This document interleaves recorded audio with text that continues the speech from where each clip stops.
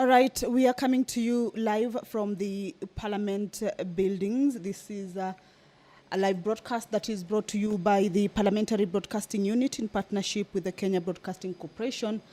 And this is the live proceeding of the Senate sitting this afternoon on this 15th day of May, the year 2024. And we are glad that you have joined us for this live proceedings.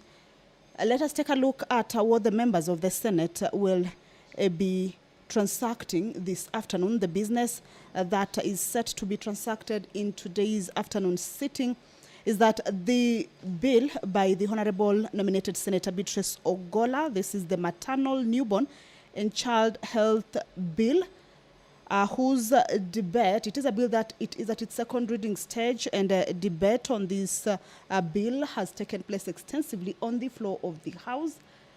In today's order of business for this particular bill is that the members will be resuming debate on it, but at the division stage for the bill to be read a second time. And this is a bill that seeks to propose a legal framework that can facilitate and enhance the delivery of quality maternal, newborn, and child health services, provide a platform for raising the profile and agenda for maternal, newborn, and child health services, provide a framework for formal engagement, cooperation, and promotion of coordinated approach to service delivery of maternal, newborn, and child health services in the country, provide a platform of engagements between the national and county governments, and to enhance accountability and sound funding strategy for maternal, newborn, and child health services. Like I told you earlier, this is a bill whose debate took place extensively on the floor of the House. And this afternoon, the bill will go into division for it to be read for the second time and proceed into the next stage.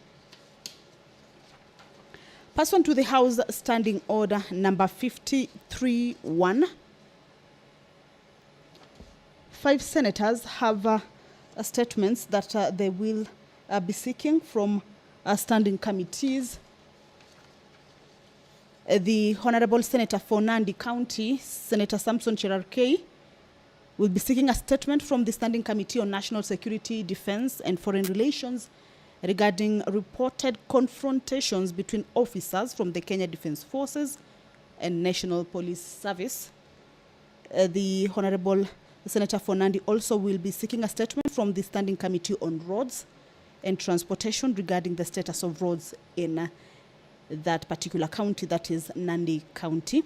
Nominated Senator Honorable Veronica Maina will also be seeking a statement from the Standing Committee on Land, Environment and Natural Resources regarding landslides in Kigumo constituencies in Murang'a County.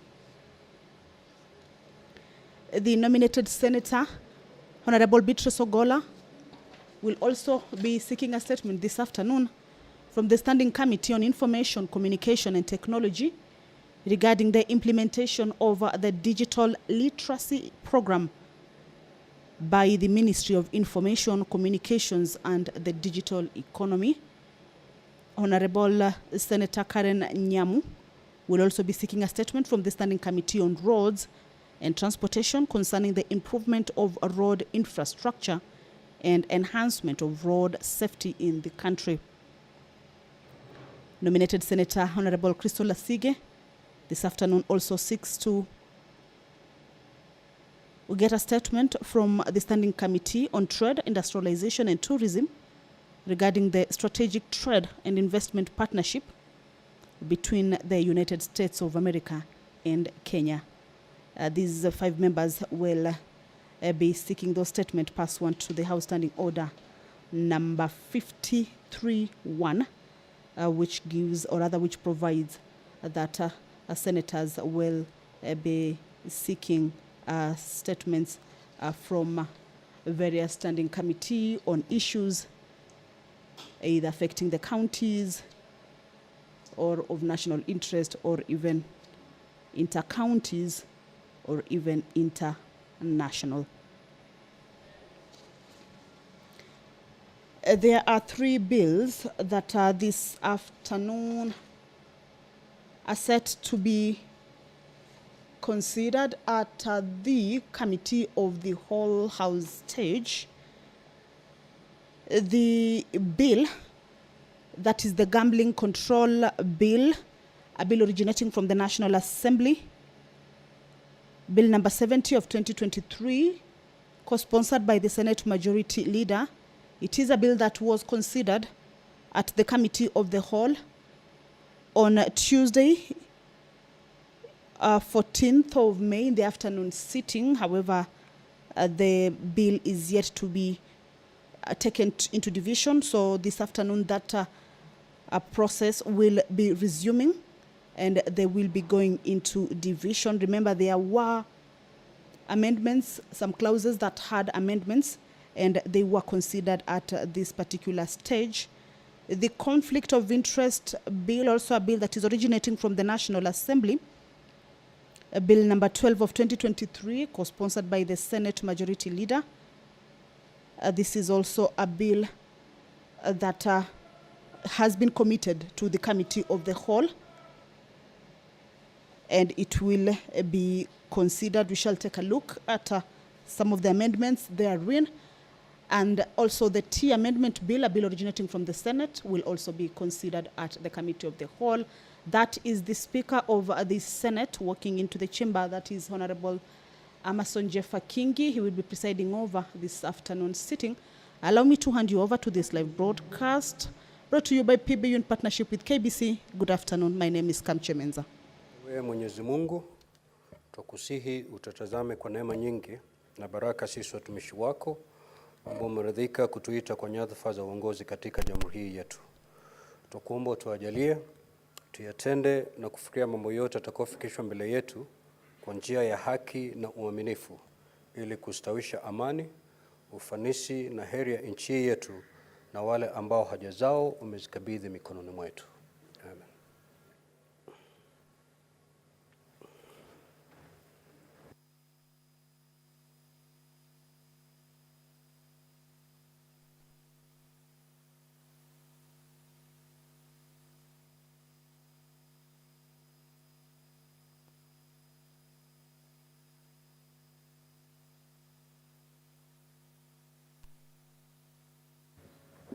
Clerk, do we have quorum?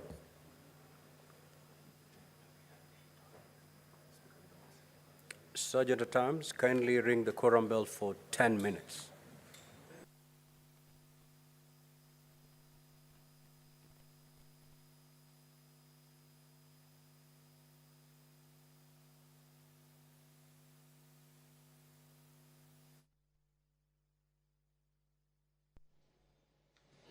Well, as directed by the Speaker, the quorum bell is underway, and this is pursuant to the House Standing Order number 39 and 40, that there needs to be 15 senators inside the chambers. That is the Majority Leader walking in.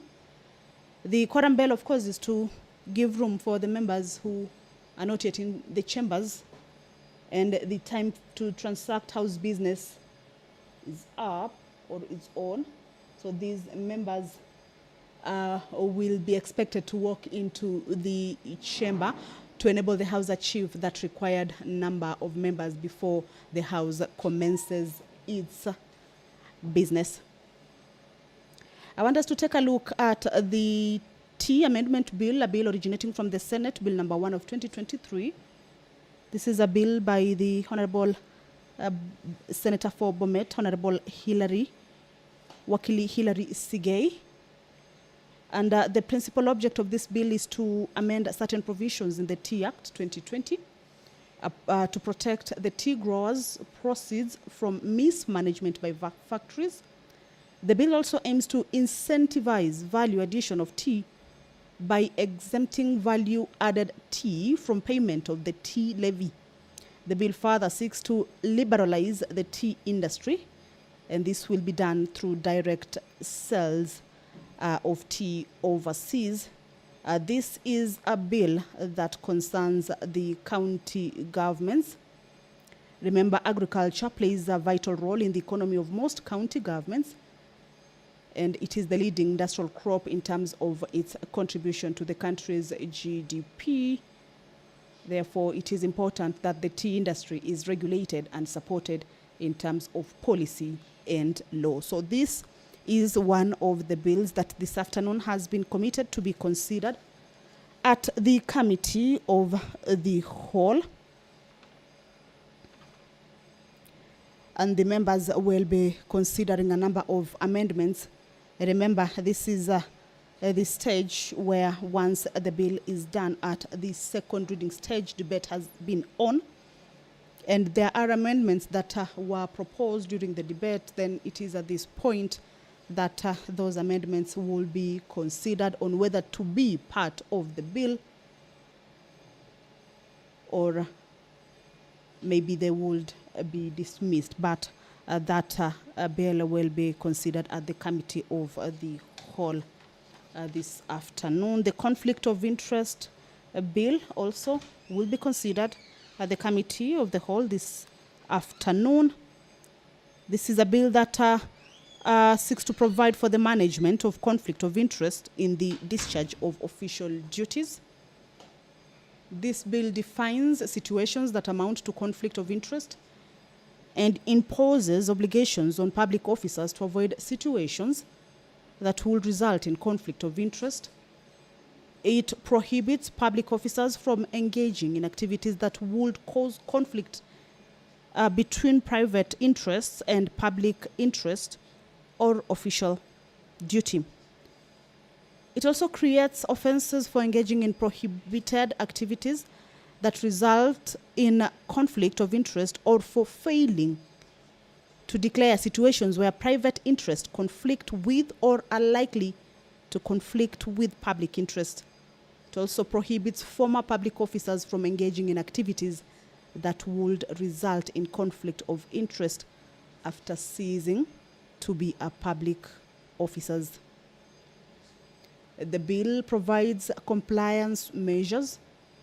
It sets out the steps that a public officer should take in situations where the public officer's private interests conflict or are likely to conflict with public interest and official duty. These steps, as provided for in this bill, include recusal, declaration of income, assets, and liabilities by public officers, and divestiture.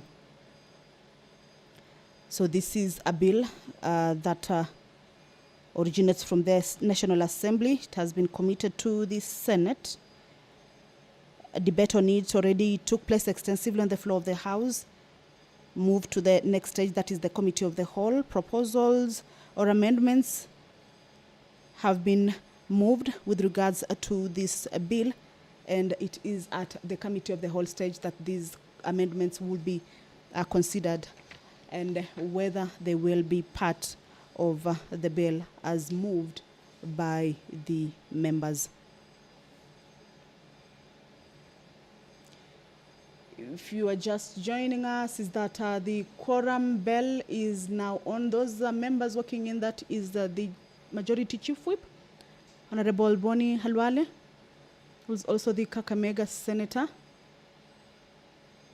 Currently, the quorum bell is on because the House lacks the required number of senators for the business of the House to commence. 15 members are needed, as provided for in the House Standing Order number 39 and 40.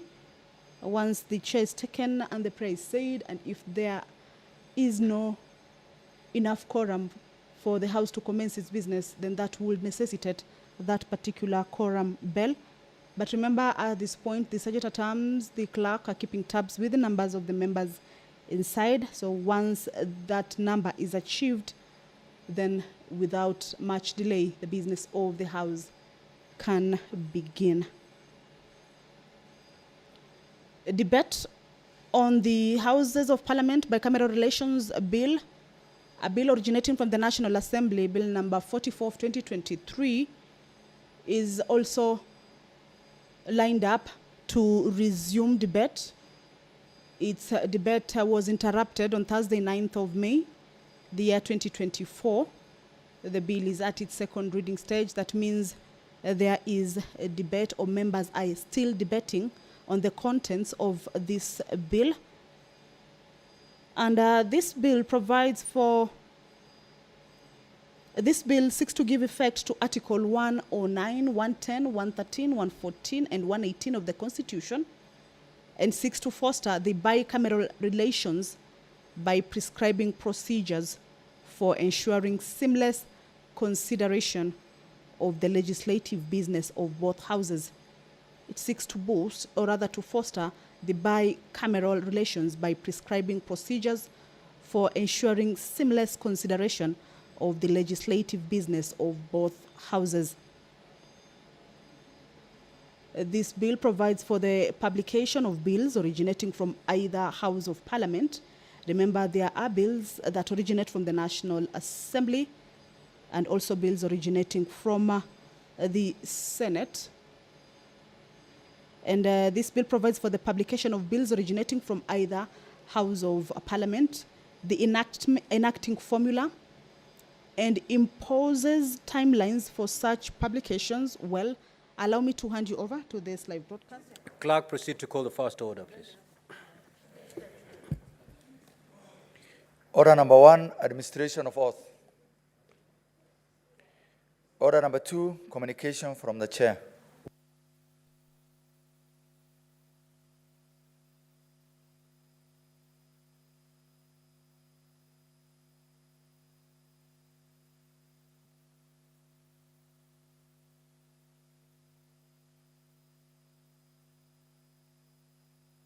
Next order, clerk. Order number 3, messages.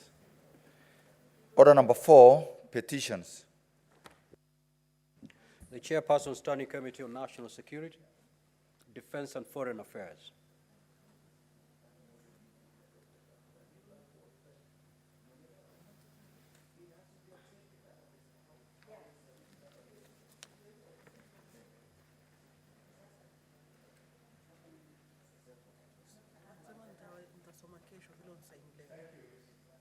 Thank you, Mr. Speaker. Mr. Speaker, I beg to lay the following petition reports on the table of the Senate today, the 15th of May, 2024. 1, the report of the Standing Committee on National Security, Defense and Foreign Relations on a petition to the Senate by the residents of Kajiado East and Kajiado West sub-counties concerning the alleged rampant livestock theft in the region and within Kajiado County in general. 2, a report of the Standing Committee on the National Security, Defense and Foreign Relations on a petition to the Senate by Mr. Isaiah Ochanda, an employee of the former Department of Defense, concerning the non-fulfillment of the court order and decree made in 2011 against the Ministry of Defense and the Attorney General, and the non-payment of disability pension from 1996 to date. And finally, Mr. Speaker, the report of the Standing Committee on the National Security, Defense and Foreign Relations on a petition to the Senate by residents of Samburu County concerning persistent insecurity, cattle rustling, loss of lives and property in Loroki and Malaso divisions of Samburu Central Sub-County. I thank you, and I lay these papers on behalf of the Chairperson of the Standing Committee on National Security, Defense and Foreign Affairs. Next order, clerk.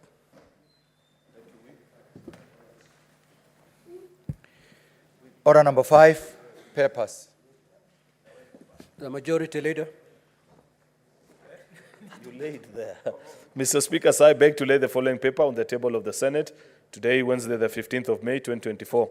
This is a report of the Standing Committee on National Security, Defense and Foreign Relations on the Elgeyo Marakwet County Assembly resolution on measures to curb banditry in Kerio Valley. Further to that, Mr. Speaker, I lay the following papers as well. These are the reports of the Auditor General on the financial statements of the following for the year ended 30th June 2023. Thika Municipality, Kikuyu Municipality, Kiambu County Jinue Fund, County Assembly of Embu Car Loan and Mortgage Scheme Fund, Trans Nzoia County Public Service Board, Kakamega Municipality. Mr. Speaker, I beg to lay. Next order, clerk.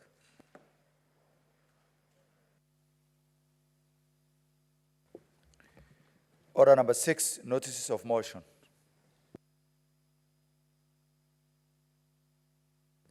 Chairperson, Standing Committee on Health.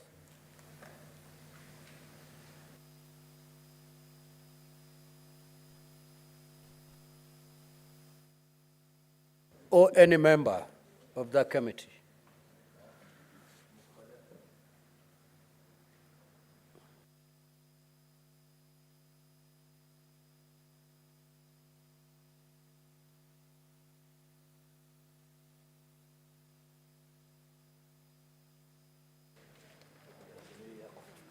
Mr. Speaker, I beg to give notice of the following motion, which is the adoption of the report on the Standing Committee on Health on the inquiry into the alleged irregularities in the procurement of long-lasting insecticide-treated nets at the Kenya Medical Supplies Authority. That the Senate adopts the report of the Standing Committee on Health on the inquiry into the alleged irregularities in the procurement of long-lasting insecticide-treated nets at Kenya Medical Supplies Authority, laid on the table of Senate on the Wednesday, 8th of May, 2024.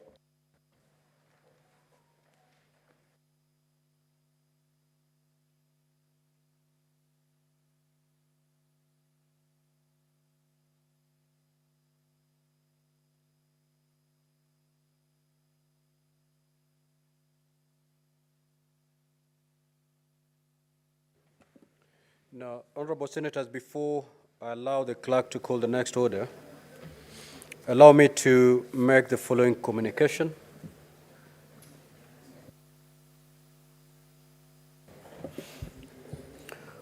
Honorable senators, as you may recall, Majority Leader and Senator Mariam, take a seat.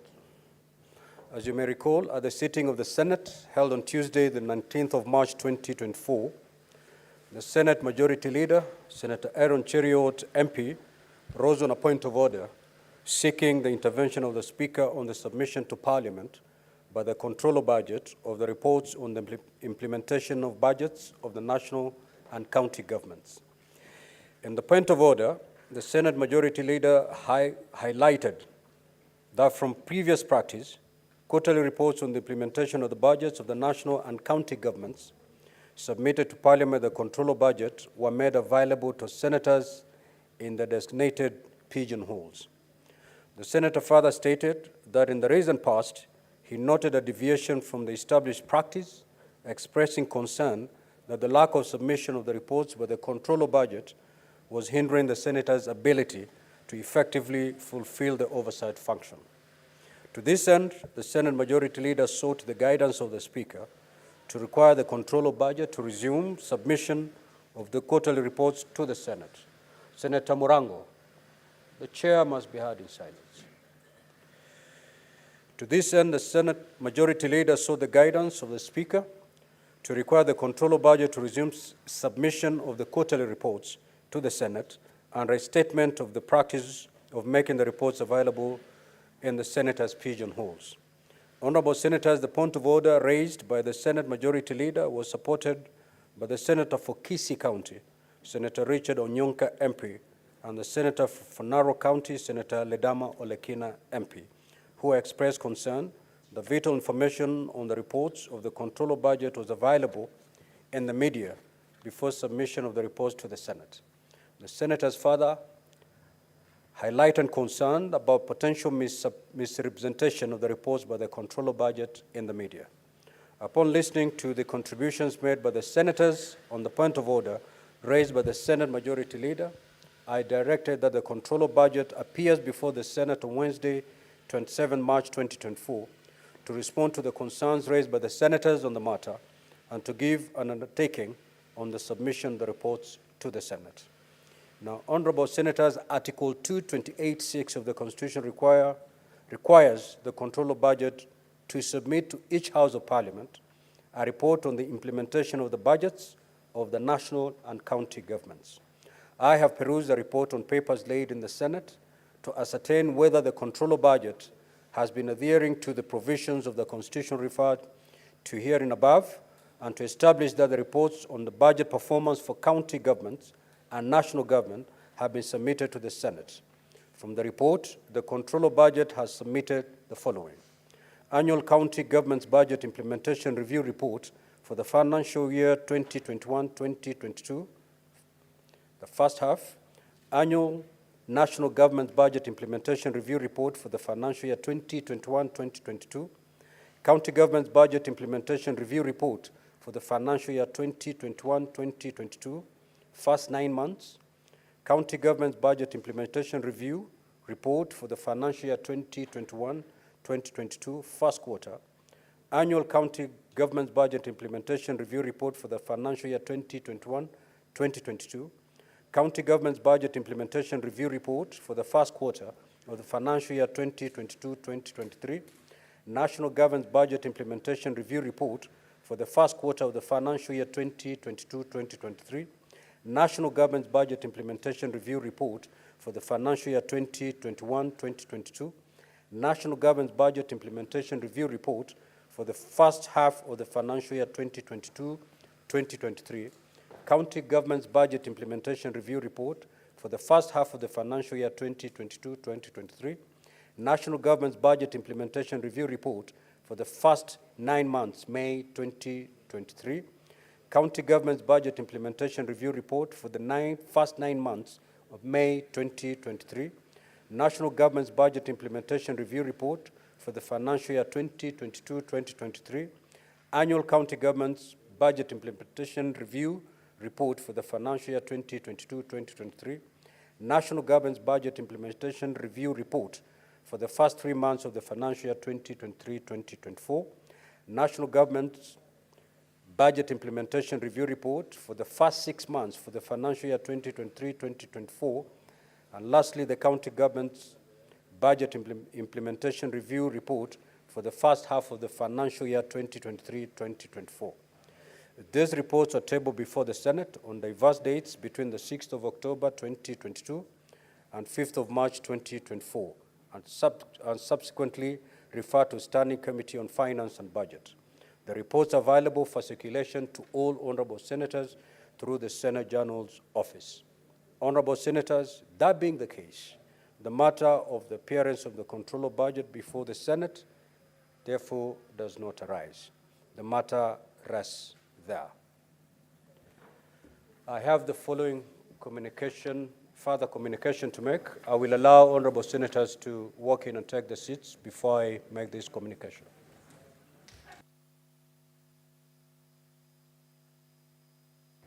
Majority Leader, you cannot raise on a point of order at this juncture. Please proceed to seek your clarification.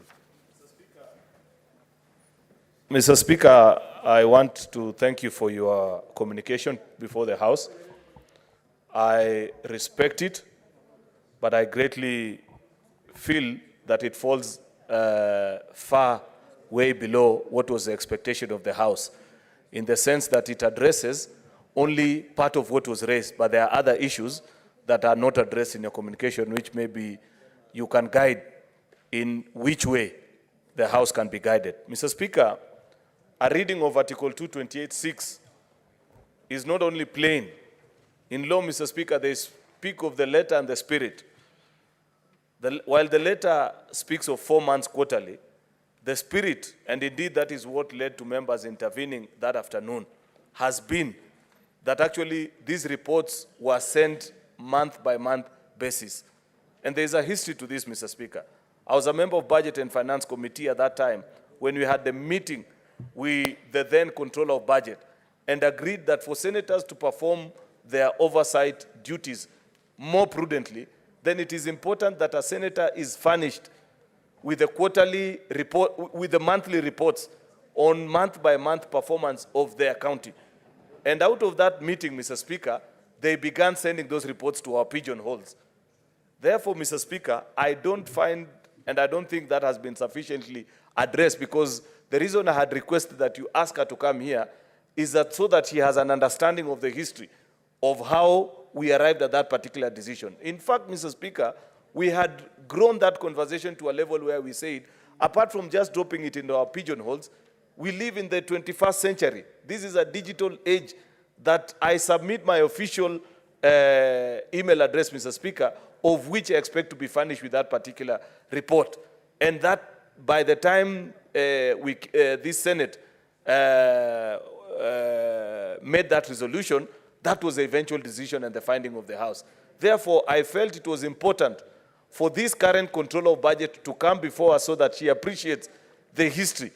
Your letter, unfortunately, Mr. Speaker, addresses the letter of the law, but not the spirit of it. Therefore, I want to plead with you, Mr. Speaker, and I agree with your ruling, I don't challenge it.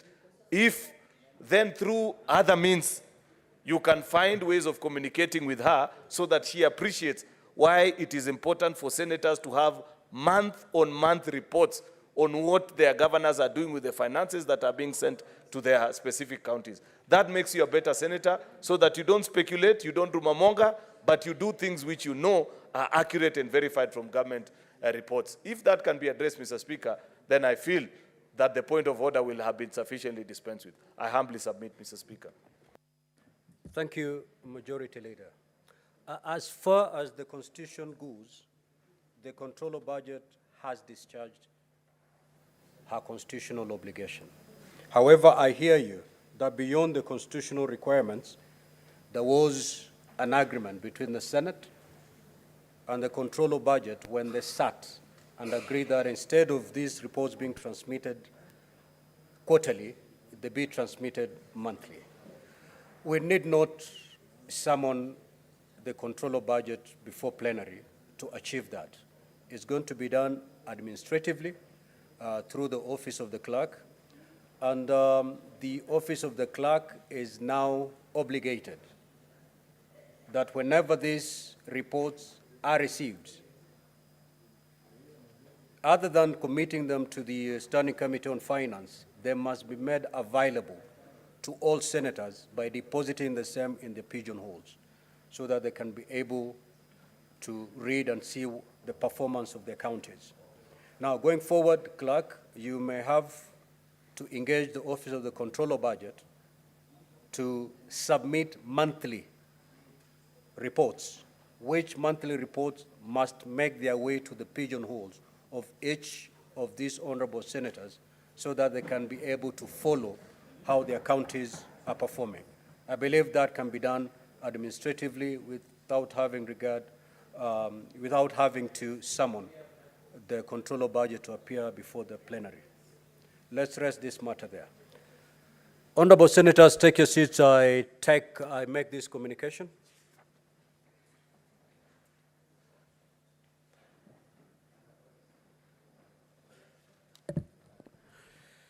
Now, honorable senators, as you may recall, at the sitting of the Senate held yesterday, Tuesday, the 14th of May, 2024, I directed Senator Samson Cherargei, MP, to substantiate utterances made in the course of debate following a point of order raised by the Senator for Siaya County, Senator Dr. Oburu Oginga, MP, pursuant to Standing Order 105-1. Standing Order 105 provides, and I quote, "A senator shall be responsible for the accuracy of any facts that the senator alleges to be true and may be required to substantiate any such facts instantly. If a senator has sufficient reason to convince the Speaker that the senator is unable to substantiate the allegation instantly, the Speaker shall require that such senator substantiates the allegations not later than the next sitting day, failure to which the senator shall be deemed to be disorderly within the meaning of Standing Order 121, disorderly conduct, unless the senator withdraws the allegations and gives a suitable apology if the Speaker so requires." Honorable senators, in the point of order raised by Senator Dr. Oburu Oginga, MP, Senator Samson Cherargei, MP, was required to substantiate the claim that, for example, we have seen that the Deputy Governor of Siaya County cannot access his office. He does not have a vehicle, fuel, or any resources allocated. Senator Samson Cherargei, MP, was not able to substantiate his statements as required pursuant to Standing Order 105-1 and subsequently requested the Speaker to provide the evidence at the next sitting day in accordance with Standing Order 105. Having acceded to the request, I directed that the Senator substantiate the allegations at the next sitting day, which is today.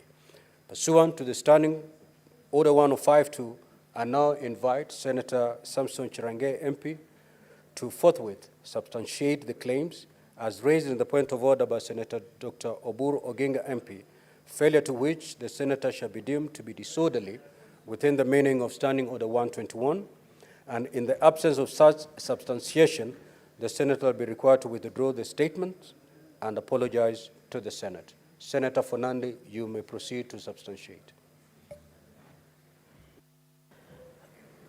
Mr. Speaker, thank you for allowing me to. Mr. Speaker, I want to table, I don't know whether I can table my phone because I have a petition electronically, an official letter from the Deputy Governor of Siaya to the Clerk of the Senate indicating that he cannot access his office. He doesn't have utility car, Mr. Speaker, and security officers, and he cannot access his office. And that petition has been sent through the clerk to the Senate Republic of Kenya, requesting the intervention of the Senate, Mr. Speaker. So, Mr. Speaker, what I was just saying yesterday is already, and there is a petition, there is a letter to the Devolution Committee and the clerk of the Senate, Mr. Speaker, to indicate that the Deputy Governor of Siaya does not have a utility car, which is officially assigned, Mr. Speaker, does not have access to his office, and even resources that has been allocated. And therefore, Mr. Speaker, I have official petition, which has also been shared with the clerk of the Senate of the Republic of Kenya and through the Devolution Committee to you. I have it in soft copy. It is from His Excellency, the Deputy Governor of Siaya, Dr. William Odwal. And Mr. Speaker, I beg to table my phone. I know somebody can disappear with my phone, and it is high security gadget. Mr. Speaker, yeah, there are dangerous things that if Senator Matsayo sees, the world might come to an end.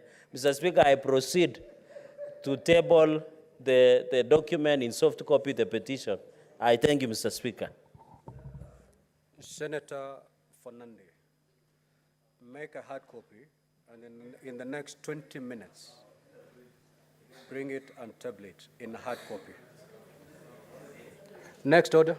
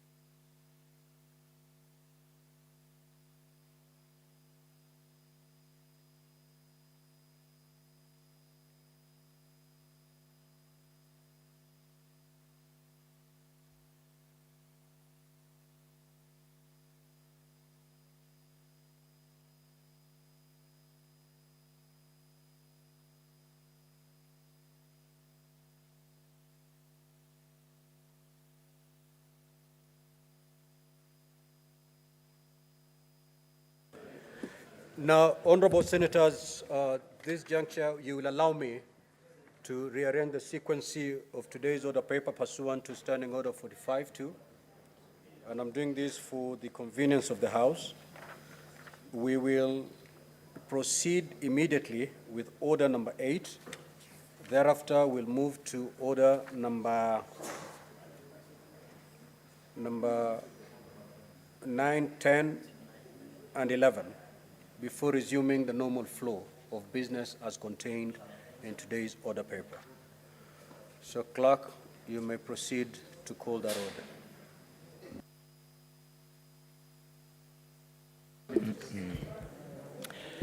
Order number 8, the Maternal, Newborn and Child Health Bill, Senate Bills number 17 of 2023, second reading, division.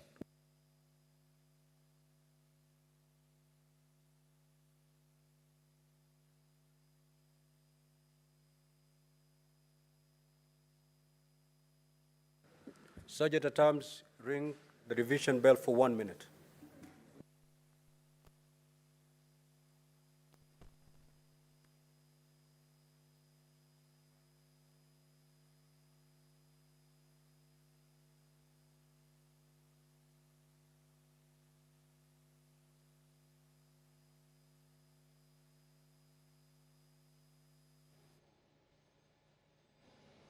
Well, that is the division bell as directed by the Speaker. The division bell is for the Maternal, Newborn and Child Health Bill, a bill originating from the Senate by the nominated Senator Honorable Beatrice Ogola. It's a bill whose debate at the second reading already took place extensively on the floor of the House, and the division for this afternoon is for the bill to be read a second time. This is a bill that proposes a legal framework that can facilitate and enhance the delivery of quality maternal, newborn, and child health services, provide a platform for raising the profile and agenda. It was a 1 minute division bell once the... All right, that's it. Allow me to hand you over. Sergeant at Arms, kindly proceed to close the door and draw the bars.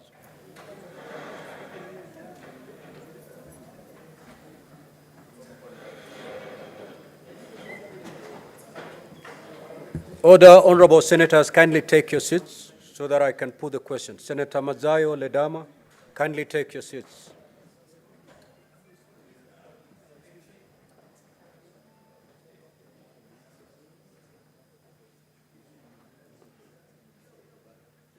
Order, honorable senators.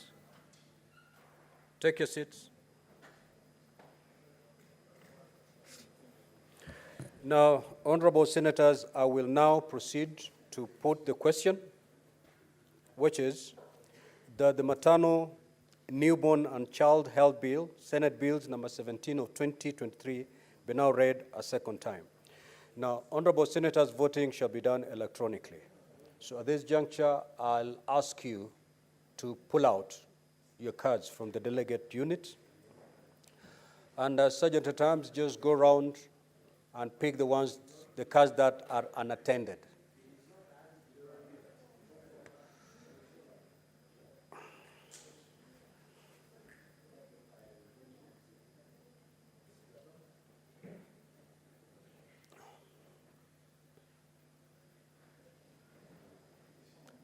Sergeant at Arms, are we done? Good. Honorable senators, you may now log back.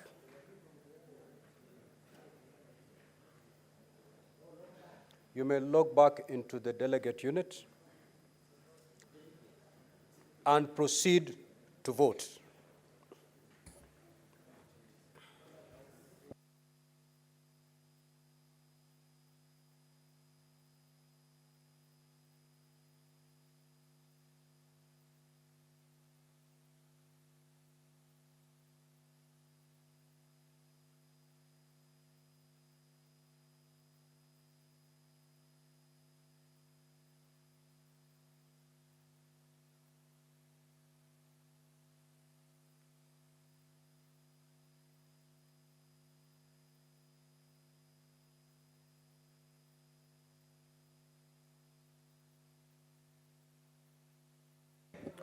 Honorable senators, vote. Some of you are not voting.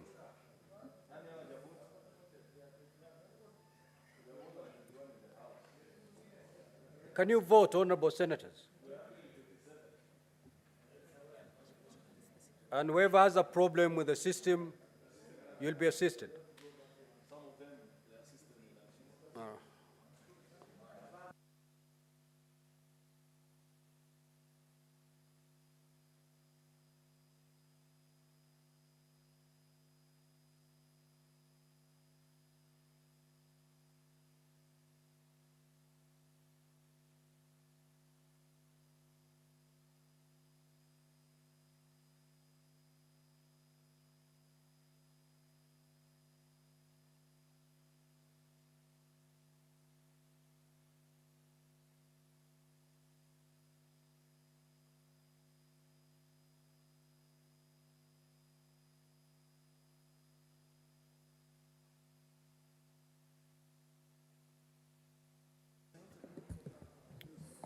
Clark, can we get to know the ones who had difficulties in voting?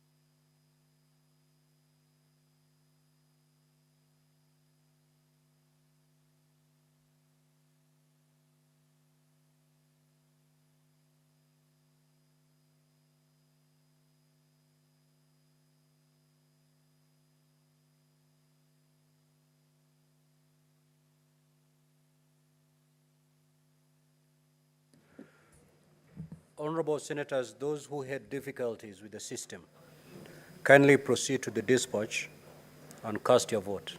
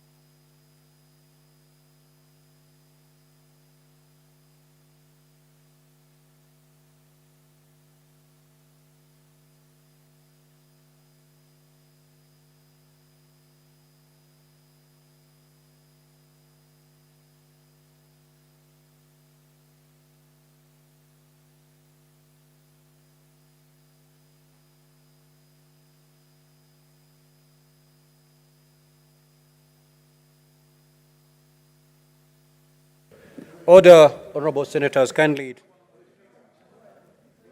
Senator Boni Khalwale, resume your seat. Now, honorable senators, the results for that division are in and are as follows. Ayes 26, nays 0. Senator Muma, abstention 0. So the ayes have it.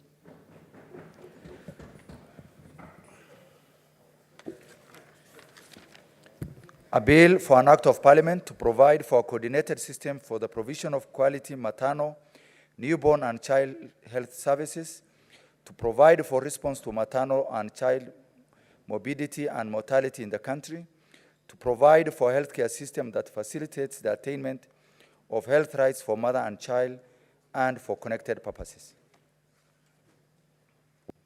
Subject to times, you may now open the doors and withdraw the bar.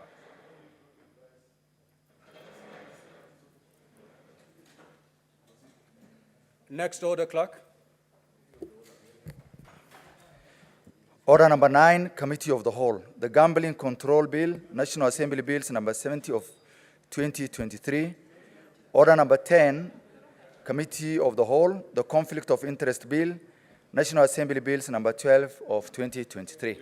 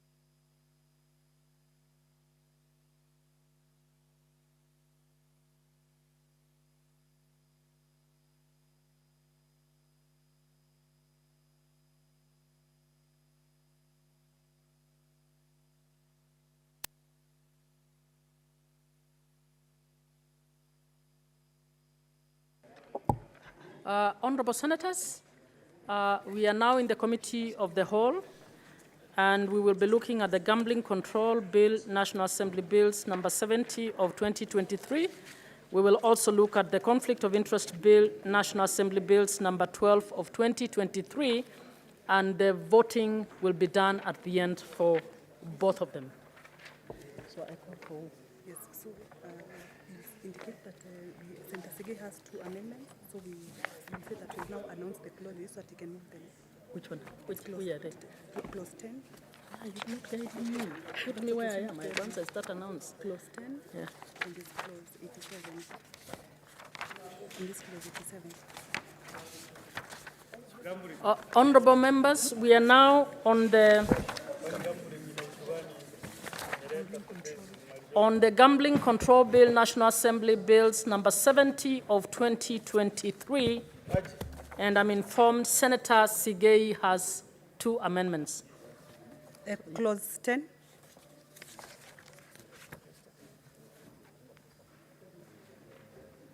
I propose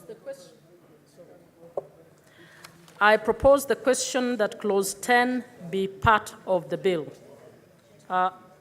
Mover? Thank you, Madam Chair. I propose an amendment to clause 10 to read that clause 10 of the bill be amended by inserting the following new paragraph immediately after paragraph N. That will be clause 10 and A, in collaboration with the Kenya Revenue Authority, established under Section 3 of the Kenya Revenue Authority Act, established a monitoring system for tax compliance under this act. I propose that clause 10 be amended as proposed. I put the question that clause 10 be amended as proposed. Division at the end. Further amendment to clause 87. Where is it?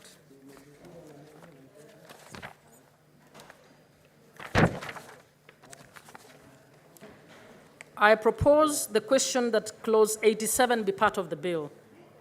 Mover? Thank you, Madam Chair. I propose that clause 87 of the bill be amended under 87A in subclause 2 by deleting paragraph E, and under clause 87 subclause B by deleting subclause 4 and substituting, therefore, the following new clauses. Under 4, that a person who contravenes the provisions of this section commits an offense and shall, on conviction, be liable to a fine not exceeding 1 million shillings or to imprisonment for a term not exceeding 1 year or both. I thank you. I propose the question that clause 87 be amended as proposed. I put the question that clause 87 be amended as proposed. Division at the end.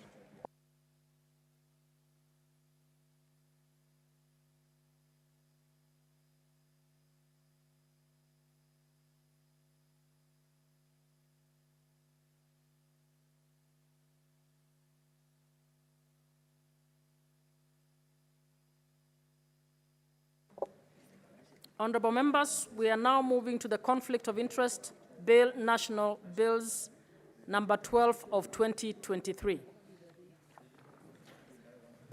Clause 3. I propose that the question that clause 3 be part of the bill. Mover? Senator Sige?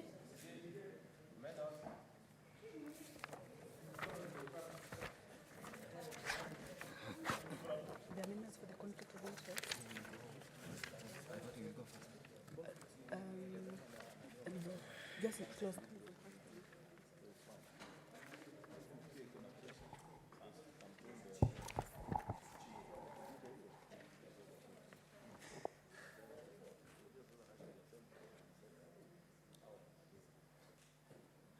Thank you, Madam Chair. The committee proposes that clause 3 of the bill be amended in subclause 1 by deleting paragraph C and substituting, therefore, the following new paragraph. C, enhance public confidence in the integrity of public office and delivery of public services. I put the question that clause 3 be amended as proposed, division at the end.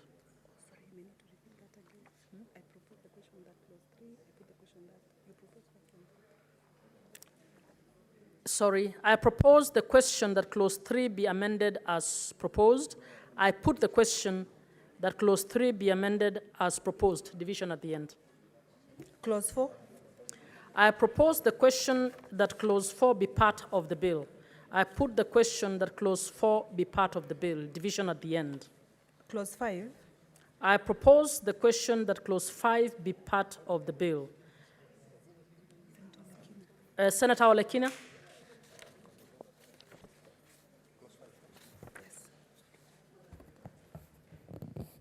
I propose that clause 5 of the bill be amended by renumbering the existing clauses on as subclause 1, B, deleting the word "and Ethics and Anti-Corruption Commission," appearing immediately after the words "reporting authority," and C, inserting the following new subclause immediately after the existing subclause.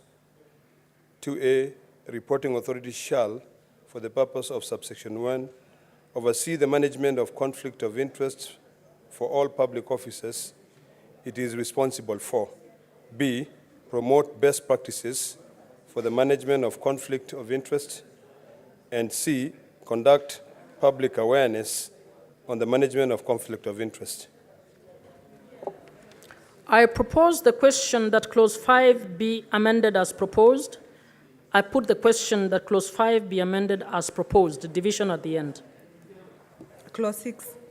I propose the question that clause 6 be part of the bill. Senator Ledama. I propose that the bill be amended by deleting clause 6. I propose the question that clause 6 be deleted. I put the question that clause 6 be deleted, division at the end. Clause 7.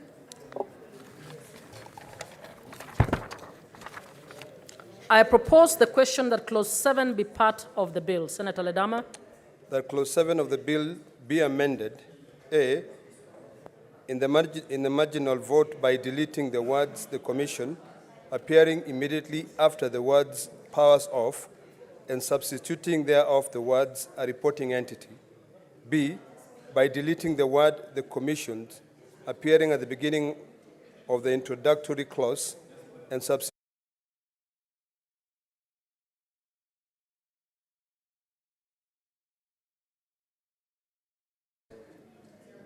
by deleting paragraph D and substituting thereof the following new paragraph. D, cooperate and collaborate with other public entities or agencies in the management of conflict of interest and enforcement of this act. I propose the question that clause 7 be amended as proposed. I put the question that clause 7 be amended as proposed, division at the end. Clauses 8 to 10.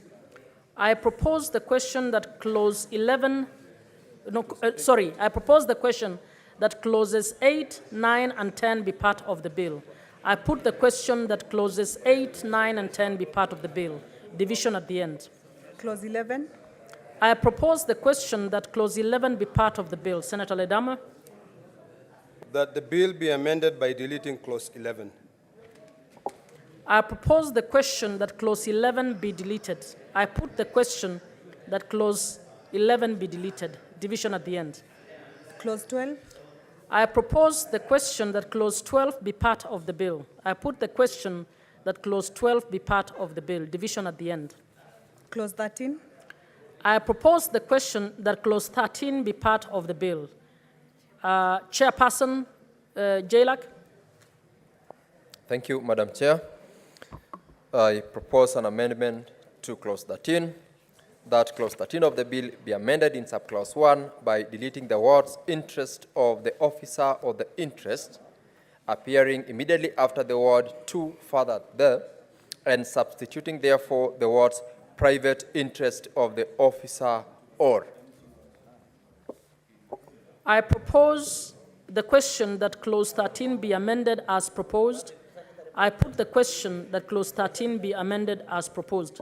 Division at the end. Clause 14. I propose the question that clause 14 be part of the bill. I put the question that clause 14 be part of the bill. Division at the end. Clause 15. I propose the question that clause 15 be part of the bill. Chair Jailak. Thank you, Madam Chair. I propose an amendment to clause 15 to read that clause 15 of the bill be amended in sub-clause 1B by deleting the word offer, appearing immediately after the words reporting authority, and substituting therefore the word acceptance. I propose the question that clause 15 be amended as proposed.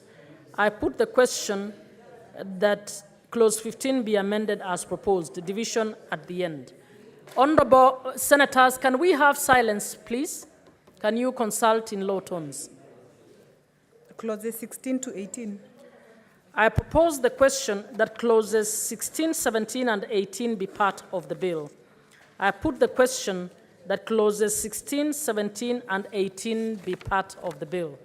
Division at the end. Clause 19. I propose the question that clause 19 be part of the bill. Chair Jailak. Chair Jailak, clause 19.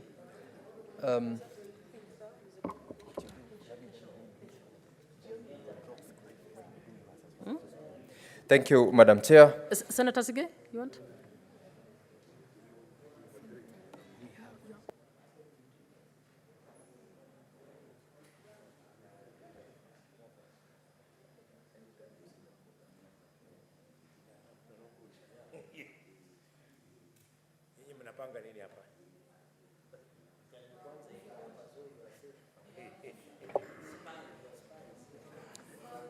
Thank you, Madam Chair.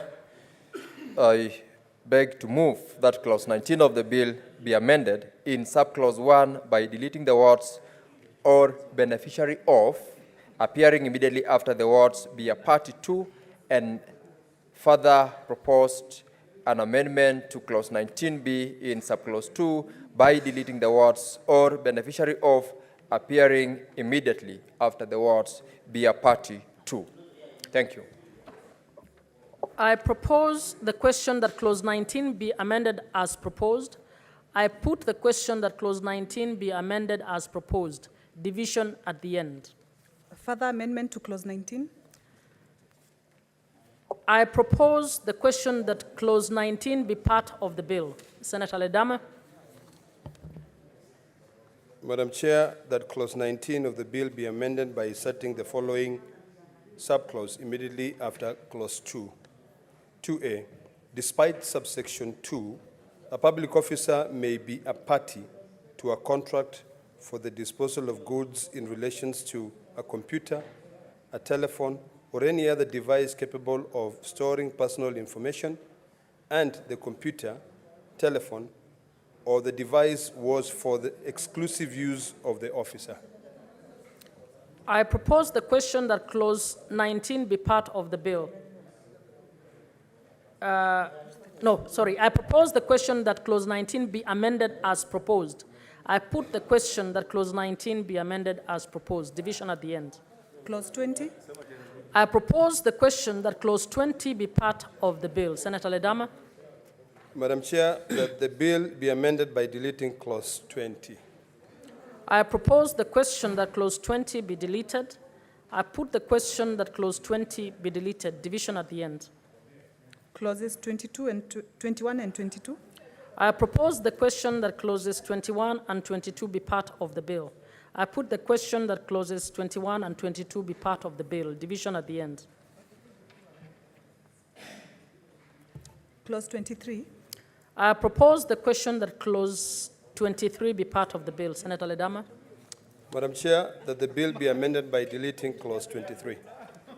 I propose the question that clause 23 be deleted. I put the question that clause 23 be deleted. Division at the end. Clause 24.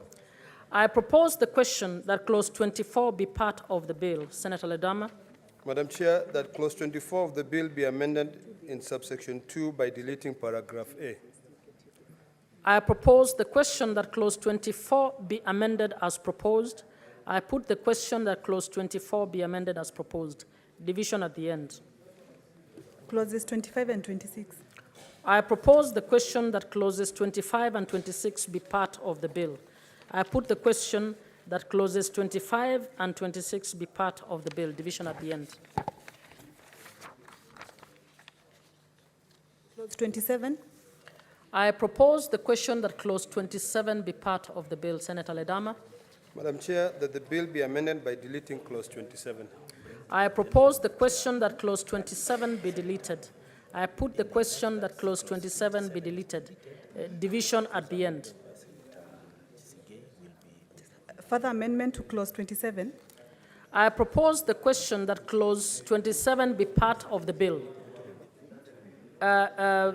Chairperson Jailak. Thank you, Madam Chair. I beg to move that clause 27 of the bill be amended in subclause 1 by deleting paragraph A and substituting therefore the following new paragraph. A, act for or on behalf of any person in connection with any specific proceeding, transaction, negotiation, or case in which a reporting authority is a party and with respect to which the former public officer had acted for or provided advice to the reporting authority. I propose the question that clause 27 be amended as proposed. I put the question that clause 27 be amended as proposed. Division at the end.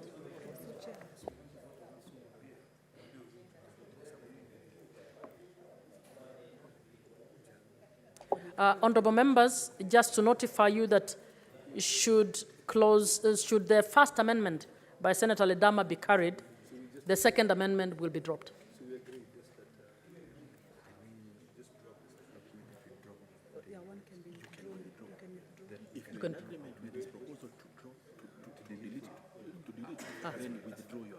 Okay. Okay. Senator Chair Jailak. Madam Chair, thank you very much. In light of the proposed amendment by my colleague Senator Ledama to clause 27, I beg to drop the proposed further amendment and agree with the proposed amendment by Senator Ledama to delete entirely the provisions of clause 27. The further amendment is so dropped. Clause 28. I propose the question that clause 28 be part of the bill. Senator Ledama. 28. 28, sorry. Madam Chair, that the bill be amended by deleting clause 28. I propose the question that clause 28 be deleted. I put the question that clause 28 be deleted. Division at the end.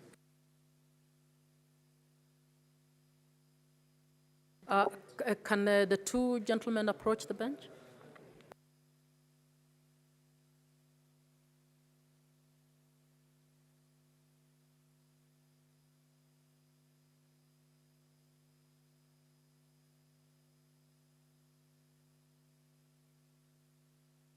Clause 29. I propose the question that clause 29 be part of the bill. Senator Ledama. Sorry, let's start with the chair. We start with the one for the chair. Give me the mic. Oh, sorry. That, Madam Chair, the bill be amended by deleting clause 29. Yeah, it's okay. I did. I can say it again. That the bill be amended by deleting clause 29. Who is that on phone? Your mic. Hey, Umwami.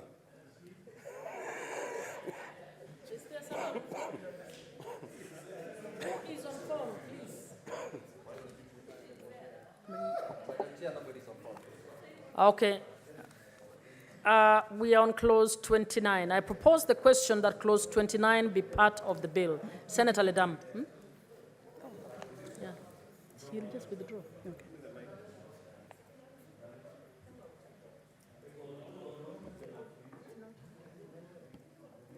It is. Madam Chair, that the bill be amended by deleting clause 29. I propose the question that clause 29 be deleted. I put the question that clause 29 be deleted. Division at the end. Further amendment to clause 29. Chair Jalak? No, sorry. I propose the question that clause 29 be part of the bill. Chair Jalak? Thank you, Madam Chair. In light of the proposed amendments by Senator Ledama to delete entirely the provisions of clause 29, I beg to move that our earlier proposal be withdrawn and adopt the proposed amendment by Senator Ledama. The further amendment is dropped. Clause 30. I propose the question that clause 30 be part of the bill. Senator Ledama?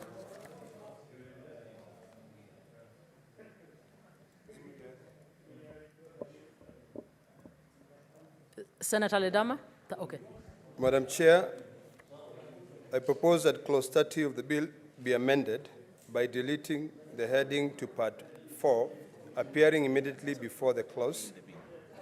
B, in subclause 1, by deleting the words decisions, debate, or vote, appearing immediately after the words from any discussions, and substituting therefore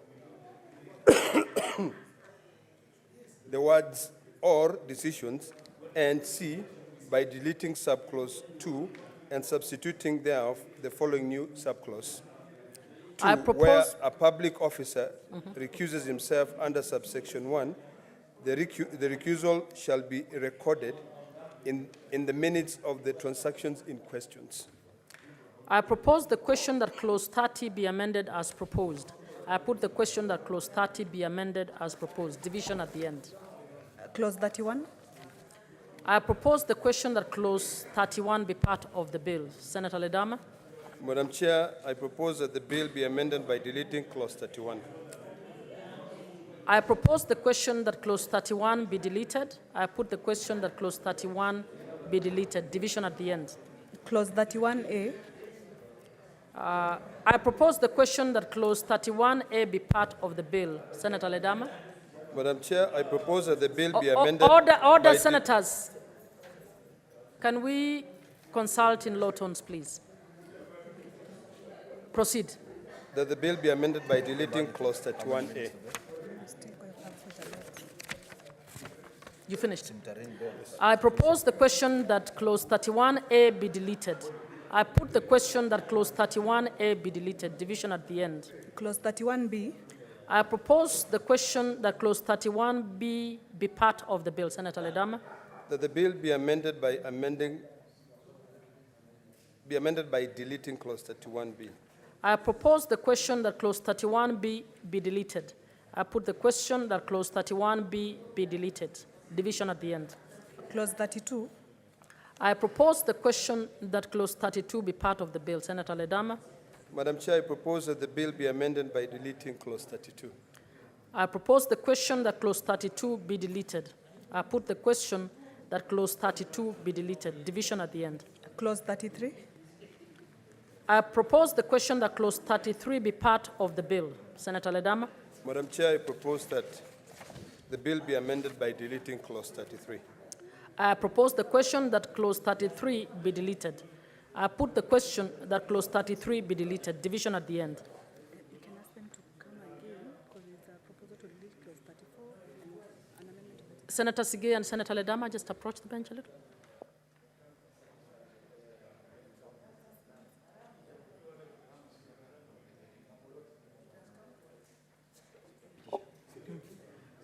Yeah. Clause 34. I propose the question that clause 34 be part of the bill. Senator Ledama? Madam Chair, I propose that the bill be amended by deleting clause 34.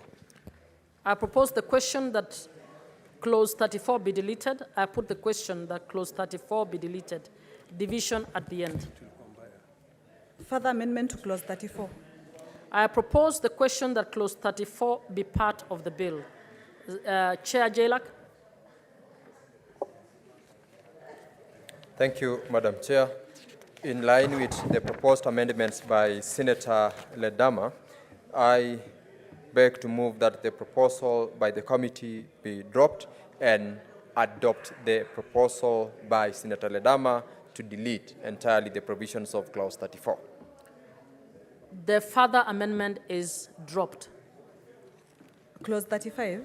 I propose the question that Clause 35 be part of the bill. Senator Ledama.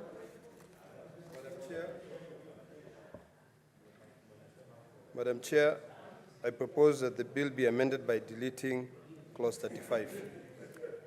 I propose the question that Clause 35 be deleted. I put the question that Clause 35 be deleted. Division at the end. Clause 36. I propose the question that Clause 36 be part of the bill. Senator Ledama. Madam Chair, I propose that the bill be amended by deleting Clause 36. I propose the question that Clause 36 be deleted. I put the question that Clause 36 be deleted. Division at the end. Clause 37. I propose the question that Clause 37 be part of the bill. Senator Ledama. Madam Chair, I propose that the bill be amended by deleting Clause 37. I propose the question that Clause 37 be deleted. I put the question that Clause 37 be deleted. Division at the end. Clause 38.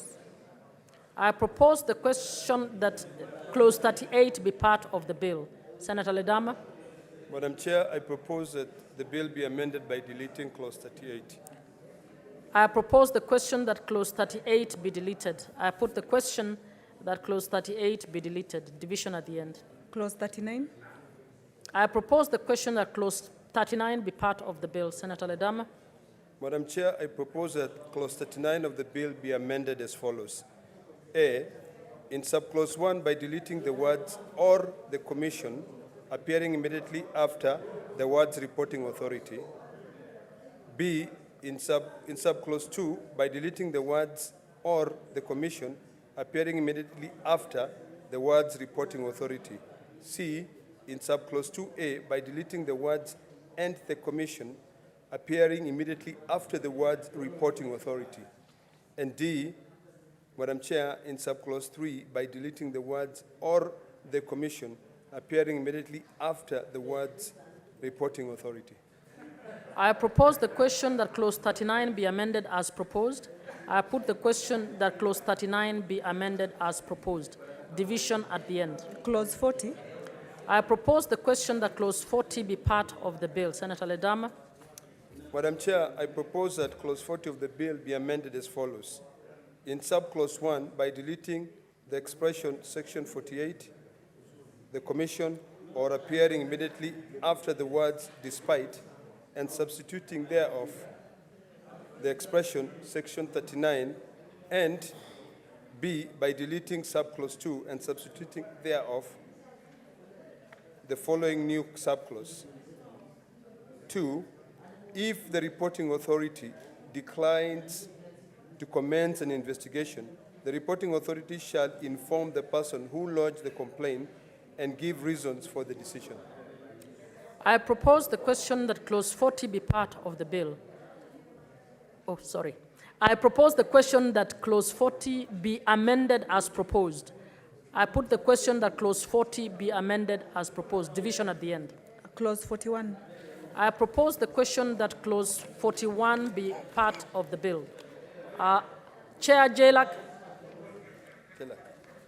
41.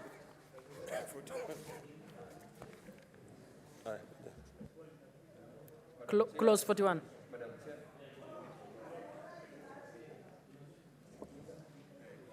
Thank you, Madam Chair. I beg to move that Clause 41 of the bill be amended by inserting the following new clause immediately after subclause 2. That should read Clause 41, subclause 3. If the Commission or a reporting entity fails to conclude the investigations within 90 days, the investigation shall be deemed to have been concluded at the expiry of the 90 days, and the officer shall resume his or her duties. I propose the question that Clause 41 be amended as proposed. I put the question that Clause 41 be amended as proposed. Division at the end. Clause 42. I propose the question that Clause 42 be part of the bill. Chair Jailak.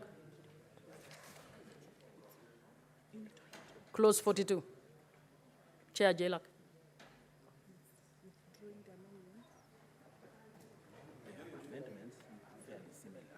Madam Chair, I beg to withdraw the proposed amendment to clause 42.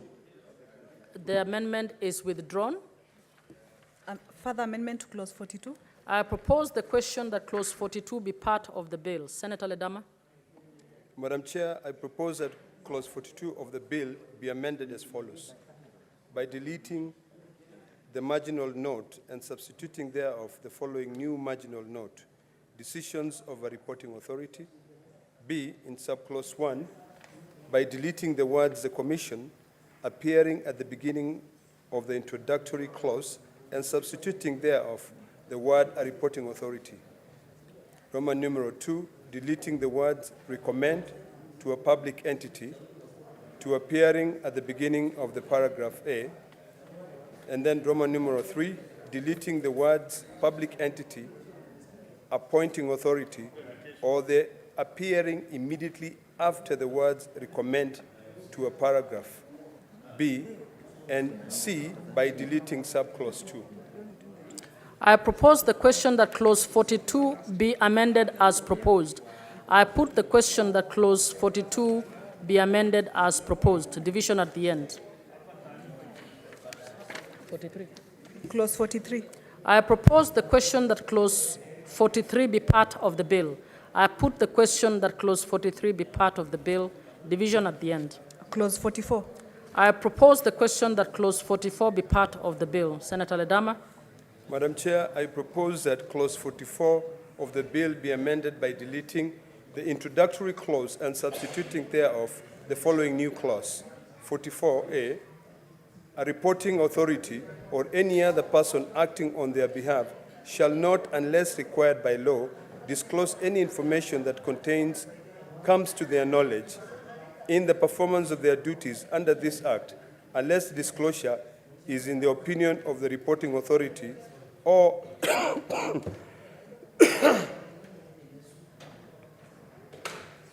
Done. wait.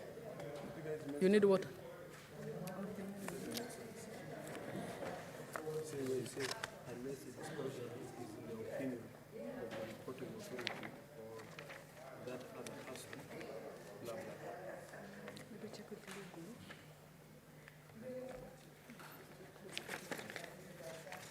Can we proceed and defer?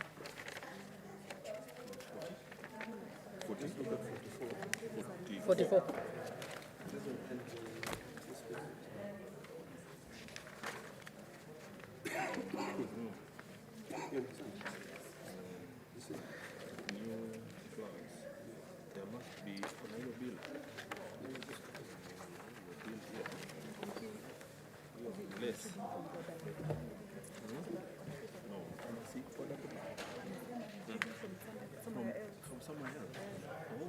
I have it here.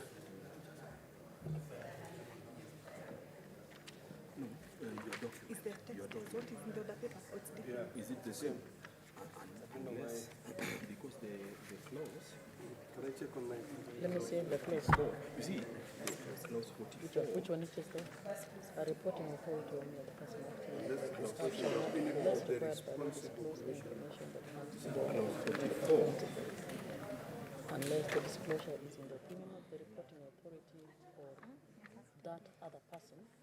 No, you have replaced 44, but it doesn't end introductory.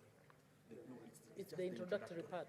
Because you see, unless the other person, A, essential for the purpose of carrying out their functions and exercise of the powers conferred to them under this Act. Unless the disclosure in that opinion of the reporting authority or other person. Let me see. Introductory. The Senator is amending this Only the introductory part. But you see, wait, unless the disclosure in the opinion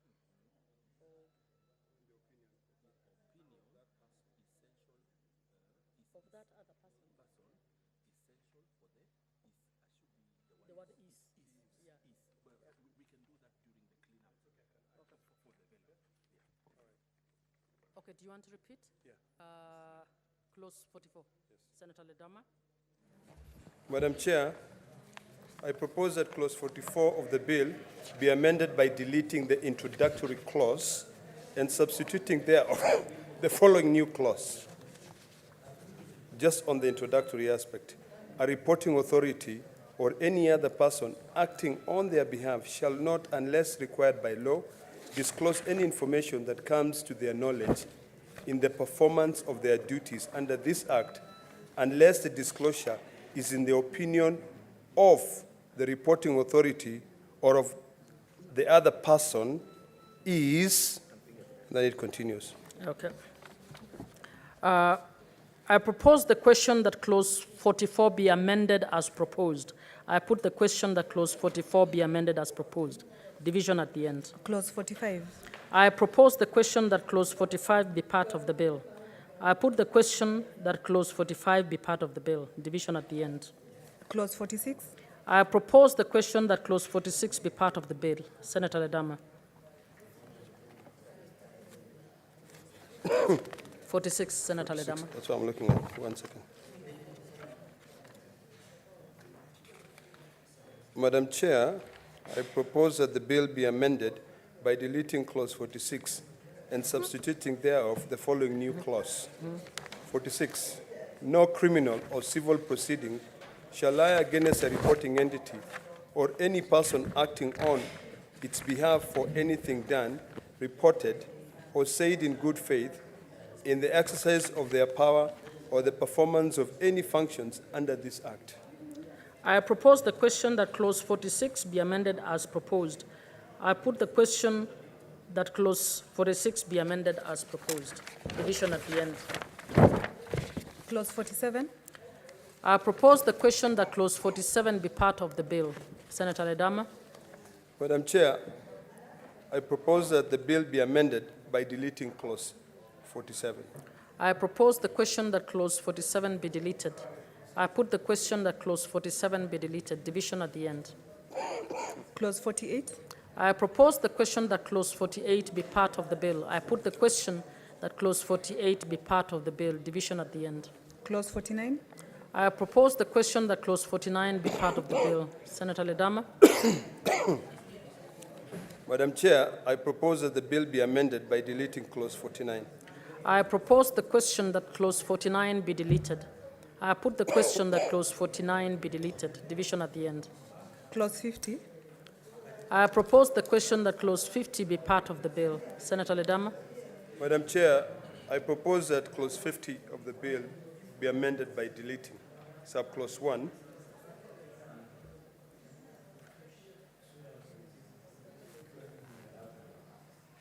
You're done. I propose the question that clause 50 be amended as proposed. I put the question that clause 50 be amended as proposed. Division at the end. Clause 51. I propose the question that clause 51 be part of the bill. Senator Ledama. Madam Chair, I propose that the bill be amended by deleting clause 51 and substituting thereof the following new clause. Sorry. The Anti-Corruption and Economic Crimes Act, the Public Officers Ethics Act, and the Leadership and Integrity Act are amended in the manner specified in the second schedule. I propose the question that clause 51 be amended as proposed. I put the question that clause 51 be amended as proposed. Division at the end. First schedule. I propose the question that the first schedule be part of the bill. Senator Ledama. Madam Chair, I propose that the bill be amended by deleting the first schedule. I propose the question that the first schedule be deleted. I put the question that the first schedule be deleted. Division at the end. Second schedule. I propose the question that the second schedule be part of the bill. Senator Ledama. Madam Chair, I propose that the bill be amended by deleting the second schedule. I propose the question that the second schedule be deleted. I put the question that the second schedule be deleted. Division at the end. Third schedule. I propose the question that the third schedule be part of the bill. Senator Ledama. Madam Chair, I propose that the bill be amended by deleting the third schedule and substituting thereof the following new schedule. Third schedule, consequential amendments. Done. Did I read them all? I just said. No. As proposed, as listed. As listed in the order paper. I propose the question that the third schedule be amended as proposed. I put the question that the third schedule be proposed, be amended as proposed. Division at the end. 52.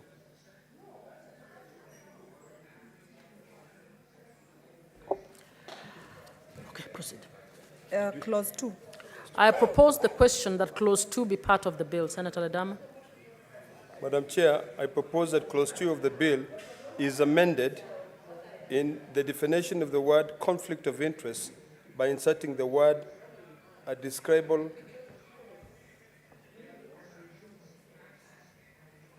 can't see this, a designable.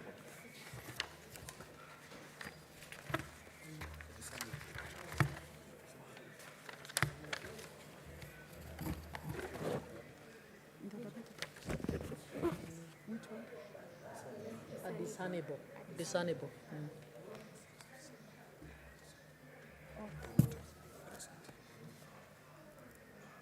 Madam Chair, that clause 2 of the bill be amended in the definition of the words conflict of interest by inserting the word as a discernible immediately after the word public officer has, then B, by deleting the following definition of the words commission, C, by deleting the definition of the word complementary treatment, D, by deleting the definition of the word gainful employment, E, by deleting the definition of the word registrable interest, F, by deleting the definition of the word responsible commission, G, by deleting the definition of the word significant official dealings, and H, by deleting the definition of the word explained assets. I propose the question that clause 2 be amended as proposed. I put the question that clause 2 be amended as proposed. Division at the end. The title and clause 1. I propose the question that the title and clause 1 be part of the bill. I put the question that the title and clause 1 be part of the bill. The division at the end.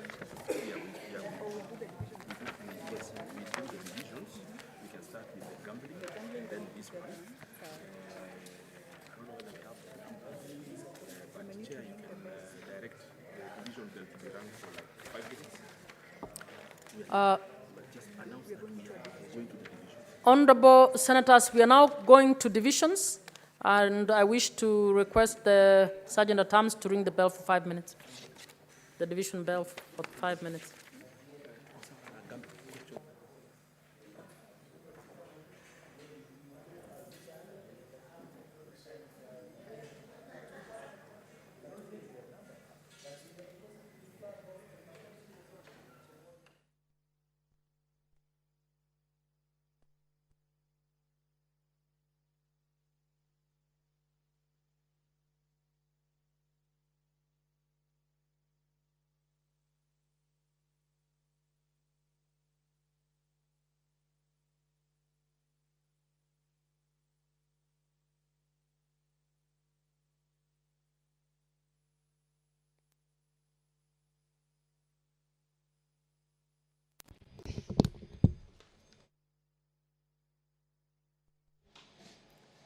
Well, that is the division bell. It is a 5-minute division bell as directed by the chair.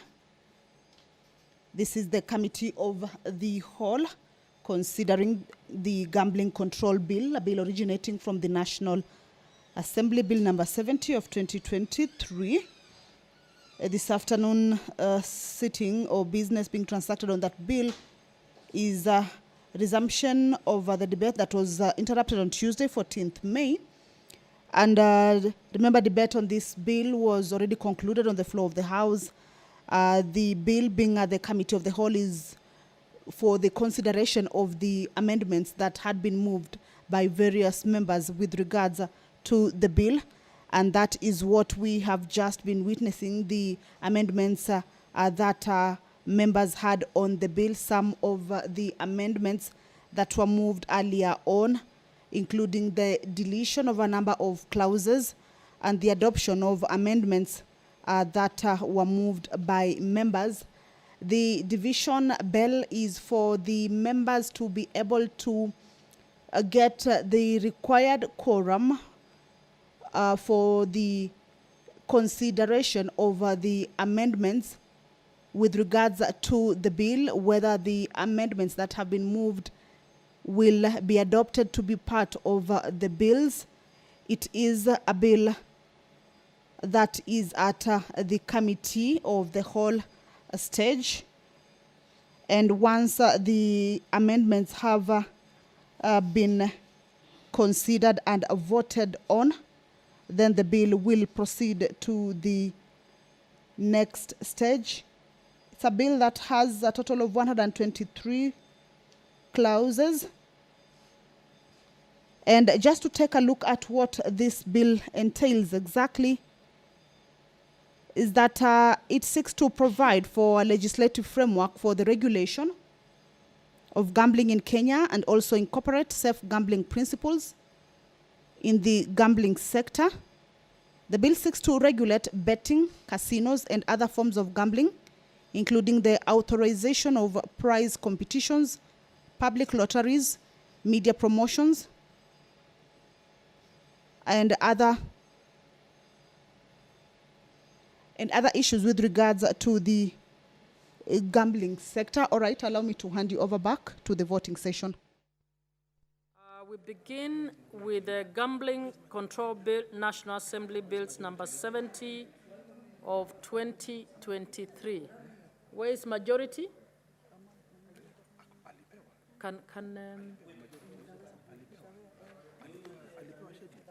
Tabitha? Why don't you guide Tabitha to respond?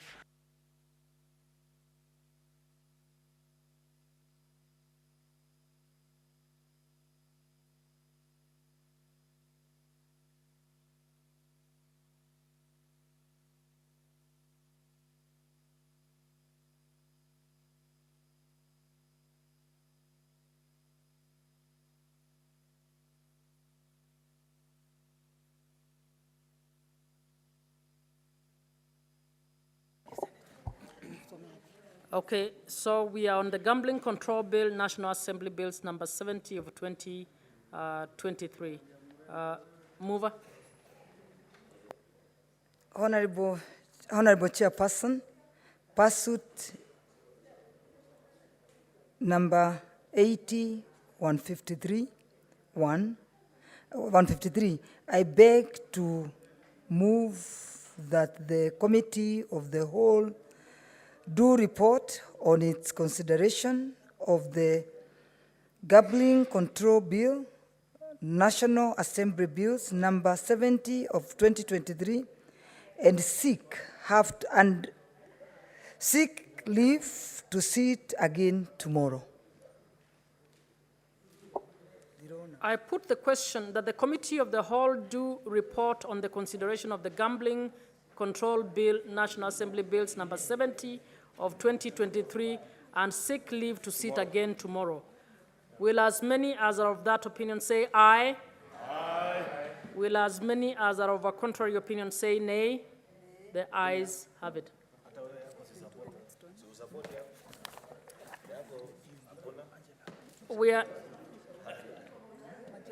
We'll now report progress on the Conflict of Interest Bill, National Assembly number 12 of 2023. Majority? Move it. Yeah.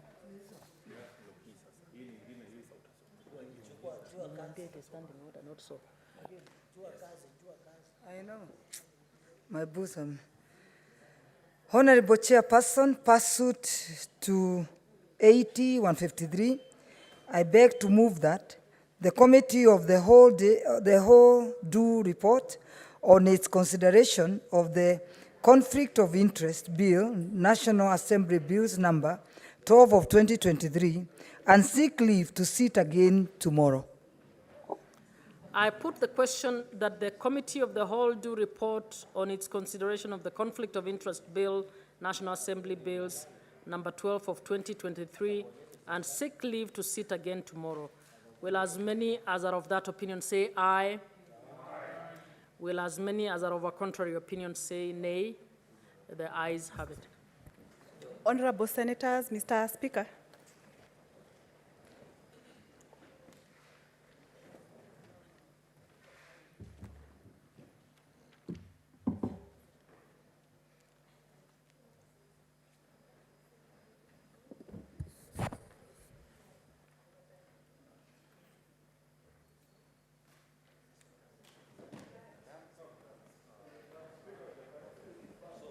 I did.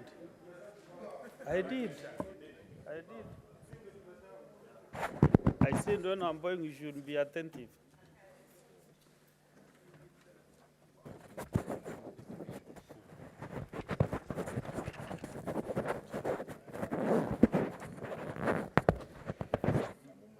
Up to here,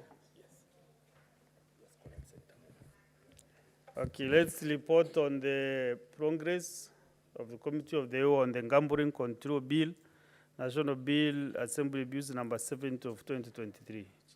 Chairperson.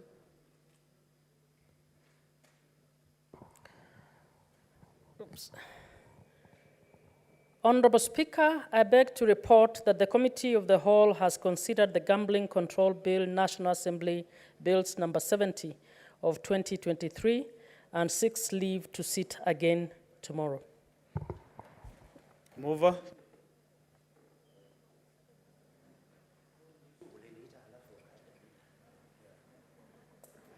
Honorable Speaker, I beg to move that the House do agree with the committee on the said report.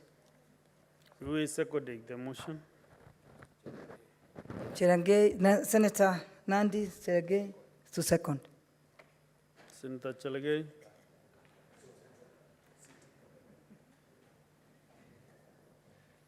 Did you do that?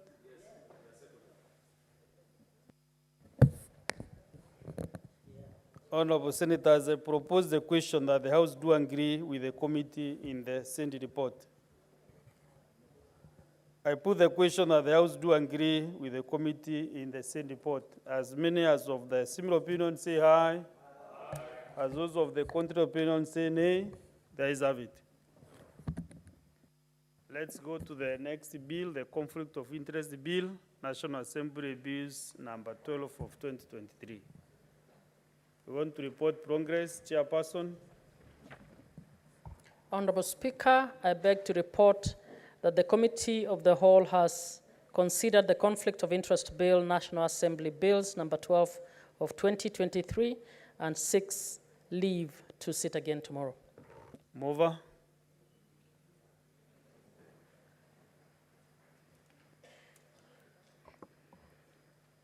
Honorable Speaker, I beg to move that the House do agree with the committee on the said report. Senator Cherargei is still seconding. Senator Cherargei.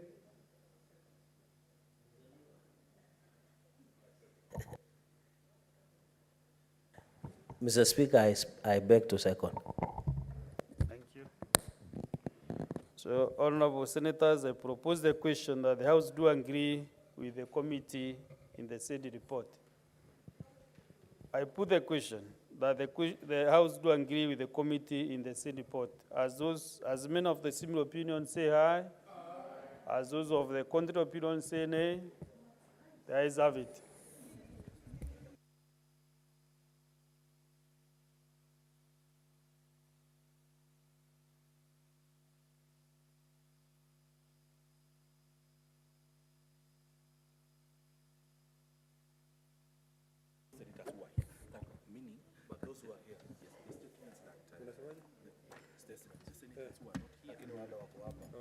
We drop them. No, we defer. We defer. Honorable senators, we now go back to the statements. We have several statements. Order number 7, questions and statements. But before we get to that order, Senator Chalgay and a matter that he must dispense of before he sits in this chamber. So can you table the relevant documents that you have concerning the Deputy Governor of Siaya County? Thank you, Mr. Speaker, for allowing me and your indulgence. Yesterday, I had requested to table to substantiate as per Standing Order number 105, 105, 1 and 2. Mr. Speaker, there is a petition that was submitted to the office and was received on 7th May 2024, and it backs up my assertions that the Deputy Governor of Siaya, in his hand and seal, CPA Dr. William Mudwal, the substantive Deputy Governor, has stated that, Mr. Speaker, briefly, before I table, has stated that, one, there has been exclusion from Siaya County Executive Committee meetings. Two, Mr. Speaker, and which I stated yesterday, withdrawal of utility car and county security, and then refusing to provide fuel for my official, for the official car. What is your point of honor? Because the senator is trying to table. Is substantiating. Substantiate the allegations.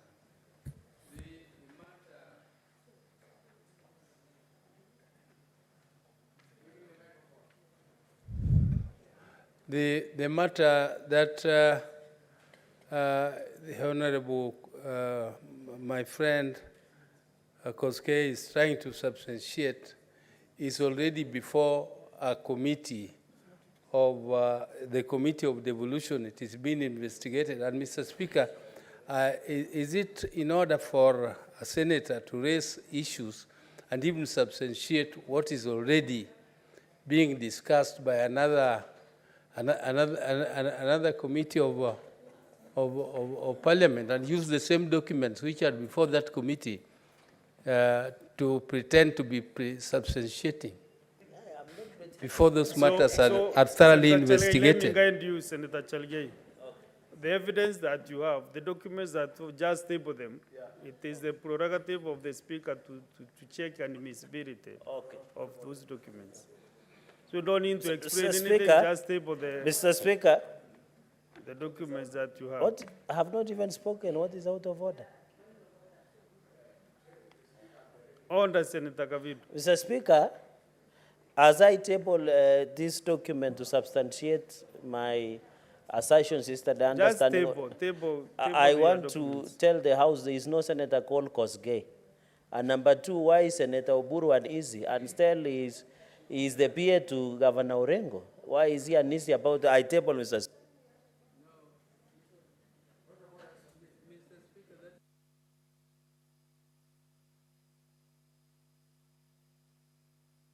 What is it again? Mr. Speaker, sir, Honorable Koske is imputing wrong motive on my request on a... Are you referring to Senator Chalgay? Mr. Speaker, is this in order? Is it in order for him to even refer to me as a personal assistant of a governor? And I'm the rightful senator of Siaya elected by an overwhelming majority with more votes than the governor himself. Yes. So Senator Chalgay, you know when you are referring to your colleague, kindly use the best language possible. Because also not be happy to be told you are the PA to Governor San. Mr. Speaker, you know I have tremendous respect for Senator Oburu. And I know he's the substantive senator of Siaya. My point has been made, but I profusely withdraw and apologize to him and ask him to stick to the mandate of oversight, not protecting Governor Orengo. I thank you, Mr. Speaker. Let's members go to the statements, starting with the statement by 52-1. Is it Aminda? By Senator Aminda Kibwana. Then that statement is defunct. We go to statements under 53-1. Senator Samson Chalgay. 53-1.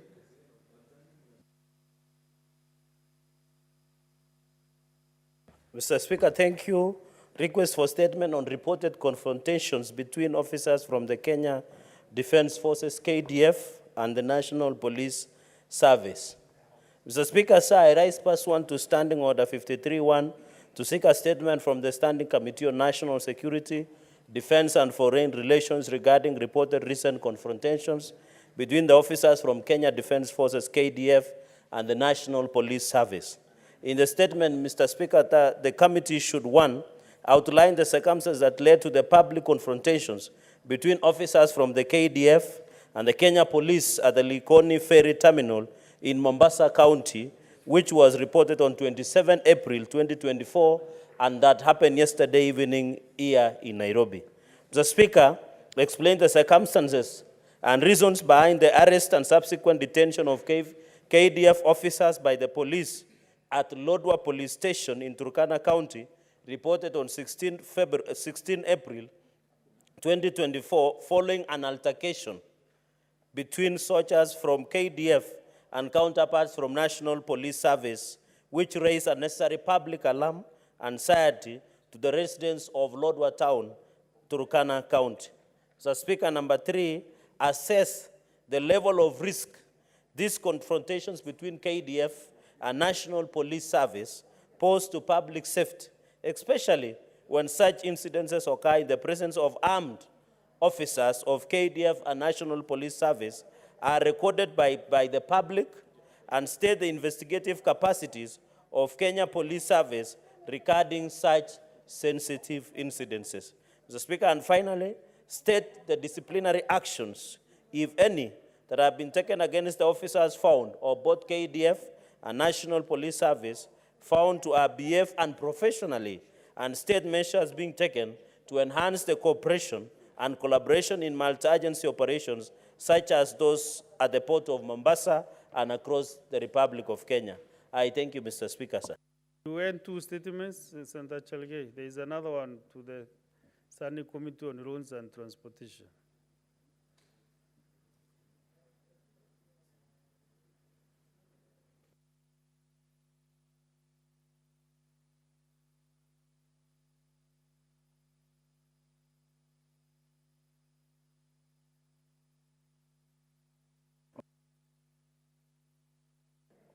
Mr. Speaker, request for statement on the status of road construction in Nandi County. Mr. Speaker, sir, I rise pursuant to Standing Order 53-1 to seek a statement from the Standing Committee on Roads and Transportation on the status of road construction in Nandi County.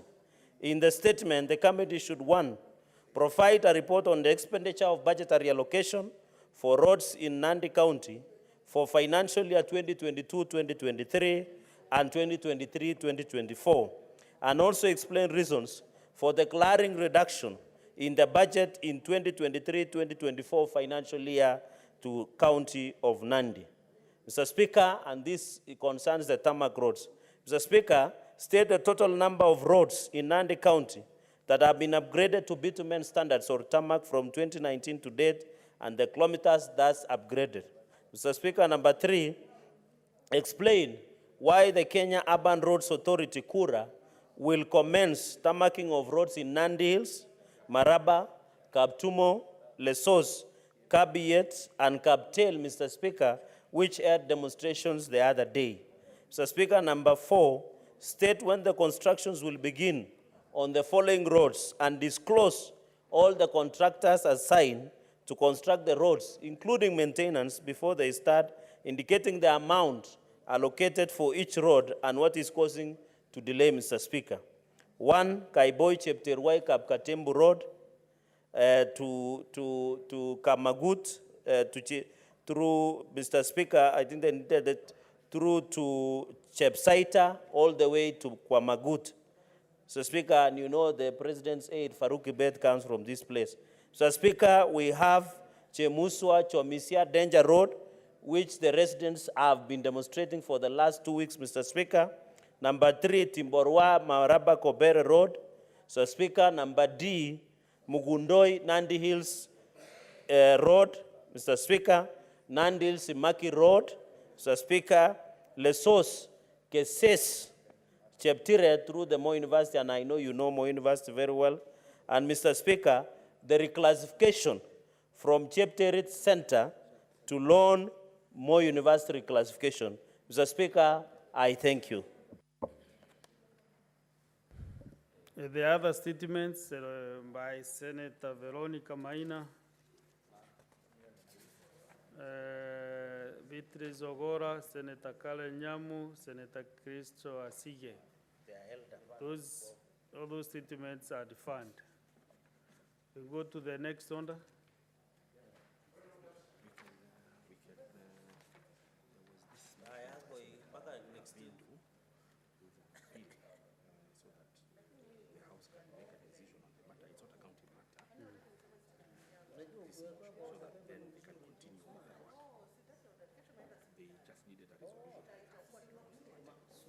Yeah, so I'm rearranging again the business of the day.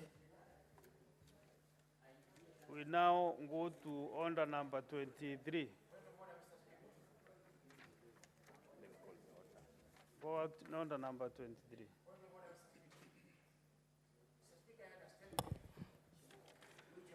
Order number 23, motion.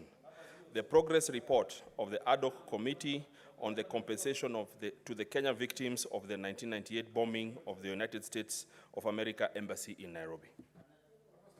Senator Mohamed Faki, have your seat. I'm aware of that statement, which is similar to the statement with Senator Miraj. So with my honest opinion, I've advised that that matter be looked afresh so that we don't. It's the same statement. So I have given some guidance, Senator Faki. So that determination will be made by the table, don't mind.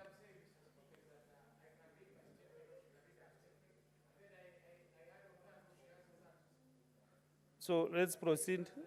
That is being worked on, Mr. Senator Mohamed Faki. Proceed, Senator Kavindu. Thank you, Mr. Speaker. At long last, the progress report of the ad hoc committee on the compensation of the Kenyan victims of the 1998 bombing of the U.S. Embassy in Nairobi. Mr. Speaker, sir, the Senate ad hoc committee on the compensation of the Kenyan victims of 1998 bombing of the United States Embassy in Nairobi was established on 29th June 2023, but held its first meeting on the 18th of July 2023. The committee was able to meet with the victims of the bomb last tragedy, their lawyers, the next of kin of the deceased victims, and the groups representing various. Mr. Speaker, can I be heard in silence, please? Mr. Speaker. Mbona mnapiga kelele sana? Who are you addressing now, Senator Kavindu? I've called you, Mr. Speaker, so that I can be heard in silence. Prosecute your matter. Yes, but can I be heard in silence, Mr. Speaker, please? The noises around are confusing me. The consultation is reasonable. Proceed. Thank you.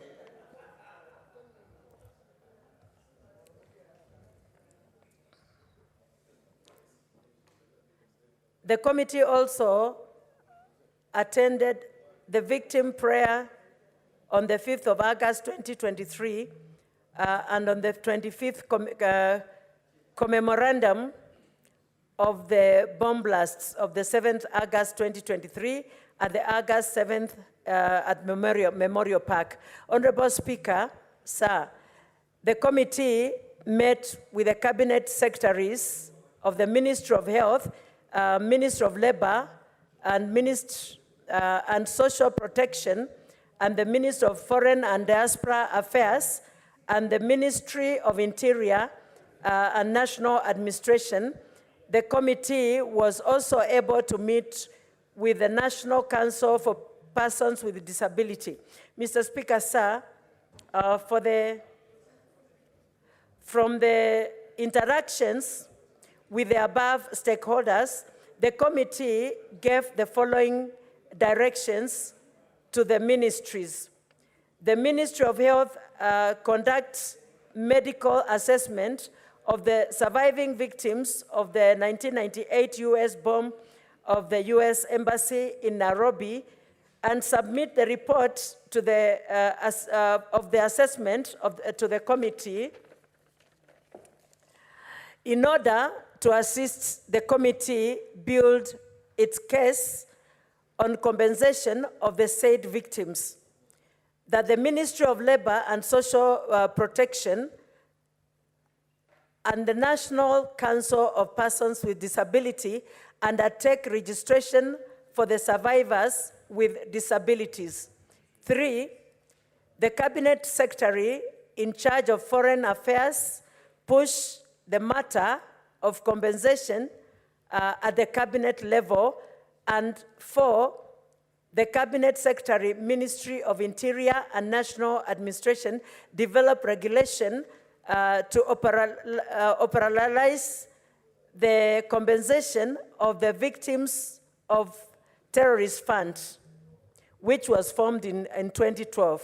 Mr. Speaker, sir, though the committee was unable to secure appointment with the US Embassy in Kenya,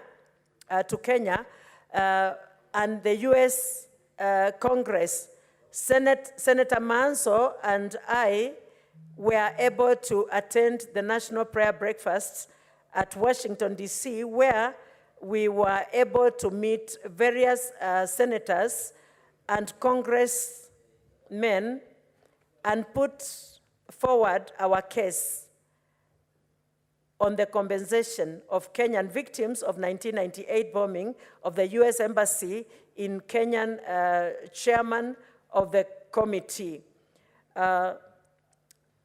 Especially where we were able to meet with Senator Chris Coons, the chairperson of the US Senate Foreign Relations Subcommittee on the African Affairs, and he agreed to the meeting of the two committees to discuss compensation on the Kenyan victims.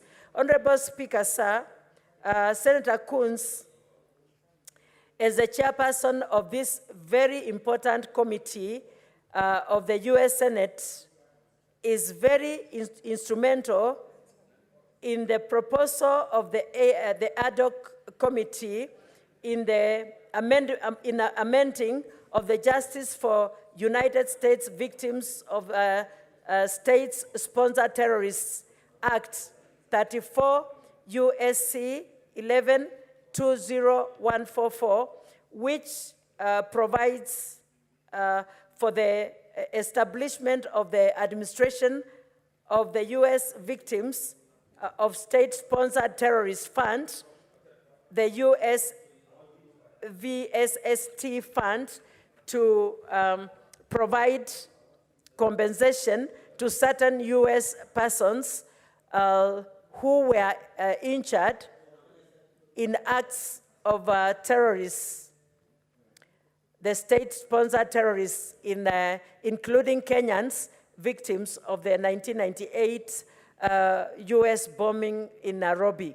Mr. Speaker, sir, within the remaining time of the to the expiry of the mandate of the committee, the following up is following up with the following institutions in order to assist the Kenyan victims in 1998 bombing of the United States of America Embassy in Nairobi, who have not been compensated to date.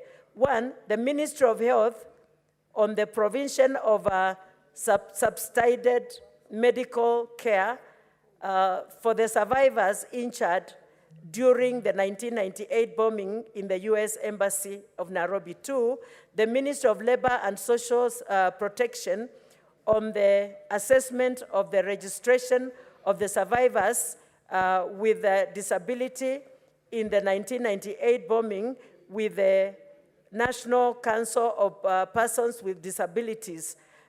3, the Ministry of Interior and National Administration on the formulation of regulations to implement the Section 49 of the Provisions of Terrorist Act 2012, which operationalize the compensation of the victims of the terrorist fund. Appropriate recommendations shall be made by the committee on this matter in its final report. Mr. Speaker, sir, in the progress report, the committee recommends that the Cabinet Secretary in charge of Foreign and Diaspora Affairs secure appointment for the committee to meet with the members of the United States of America State Foreign Relations Subcommittee on African Affairs to discuss the committee's proposals of amending the Justice of United States of Victims of the State-Sponsored Terrorist Act, which provides for the establishment of and administration of the United States Victims of State-Sponsored Terrorist Fund to include Kenya victims of the 1998 bombing of the United States Embassy in Nairobi. The Cabinet Secretary is to provide bi-monthly updates on the progress made in securing the appointment. The committee intends to appreciate. The committee extends its appreciation to parties who volunteered submissions and contributions to the resolutions of this matter. I also wish to express my appreciation to my fellow senators for their contribution in this matter. The committee thanks the Office of the Speaker of the Senate and the Clerk of the Senate for the support extended to the committee and the Committee of Liaison in the execution of its mandate. With these many remarks, I wish to move the motion and request that the House adopt the progress report and the ad hoc committee on the compensation of the Kenyan victims of 1998 bombing of the United States Embassy in Nairobi, tabled in the Senate on the Thursday, 2nd May 2022. I now ask Senator Manso to second. Thank you. Senator Ndani Manzo. Thank you, Mr. Speaker. Mr. Speaker, we want to thank the House for having given the ad hoc committee an opportunity to resolve issues affecting Kenyans. Mr. Speaker, this is a matter which has been pending before the U.S. courts and the House of Parliament for many, many years, Mr. Speaker. When this committee was set up, Mr. Speaker, it met all the victims, most of the victims. Most victims, Mr. Speaker, are widowed children, widowed children, orphaned children, widowed, let me say people who have lost their parents in this process, and people have lost their husband or wives in this process. Mr. Speaker, this is something Kenyans know and remember very well, those who are big enough by 1998, 25 years ago. First, Mr. Speaker, the biggest challenges of these people were some going through medical treatment. Some were flown to the US for medical treatment, Mr. Speaker. And they formed groups and have leaderships so that they could use that to do their claims. Notable was the driver of the Honorable Kamodo, who was at duty and had left his family early in the morning, left little children like 3 years old, 2 years old. When this bombing happened, he died there. And up to today, his children are waiting for justice, and we hope them, together with many others, will get justice through this House and through the Senate in America and the Congress. Mr. Speaker, what is needed in this particular matter is for an amendment to be made in the US law to include Kenya as one of the states which can be compensated. That, without it, compensated from a fund, a victims fund, which is set up by the Ministry of Justice, and which is monies collected from defeated Al-Qaeda networks, including the frozen accounts in America. So the money for compensation is available, Mr. Speaker. The Kenyans who went for treatment in the US and Kenyans here went to court in the US, Mr. Speaker. There was a very big challenge as to whether a Kenyan national could sue Al-Qaeda on the US soil. Mr. Speaker, that took 10 years and was rejected at the equivalent of High Court. It then went to the Supreme Court, Mr. Speaker. And at the same time, coincidentally, the then ambassador to Kenya, Bushnell, had written a book which had detailed some of the activities. And this provided evidence sufficient enough to allow the Supreme Court of the US to allow Kenyans to sue Al-Qaeda on Kenyan soil. And for that matter, over 3,000 suits have gone through. They are awaiting this amendment so that they could be compensated. That particular law has a form for the other Kenyans who can be verified that they were in this unfortunate incident, either dead or injured. And Mr. Speaker, a lot of these people live today going through medication for the last 25 years, going through hospital operations on their own accord, Mr. Speaker, going through removal of glasses from their body, which is done slowly, because some of it, Mr. Speaker, is stuck in the brains. And most of them live uncertain lives. And we met all of them in this Senate, Mr. Speaker, and promised to help them. Mr. Speaker, what is very important now is this amendment to be caused in the US. The minister, the chief cabinet secretary, and the minister in charge of foreign affairs has been in touch with this committee and has made his contribution in this committee, has been briefed, Mr. Speaker, and he has sought a document from this House, which is what we are debating today, at least a progress report, and a report which, while they visit the US with the president, they can go with and they can make a presentation to the government of America so that the government of America could also be of help in lobbying for us through the Senate and the Congress, of which, Mr. Speaker, when we got an opportunity, we really lobbied with a lot of them, and they are waiting for this amendment so that they can assist Kenyans. They understood our problem very well. There had been misinformation that all Kenyans were compensated. It has now come from this House and from the courts in America that all Kenyans were not compensated. Mr. Speaker, we are talking of a compensation of about 3 trillion Kenyan shillings. And this compensation, if this amendment is caused upon the president's visit in the US or in the nearest future, Mr. Speaker, then Kenyans will be compensated. This is not from America's taxpayers' money. This is from the money belonging to the people who injured our people. And it is sufficient and it is fair enough that they only compensate the victims so that they may have a relief in their lives and they may have a better livelihood, Mr. Speaker.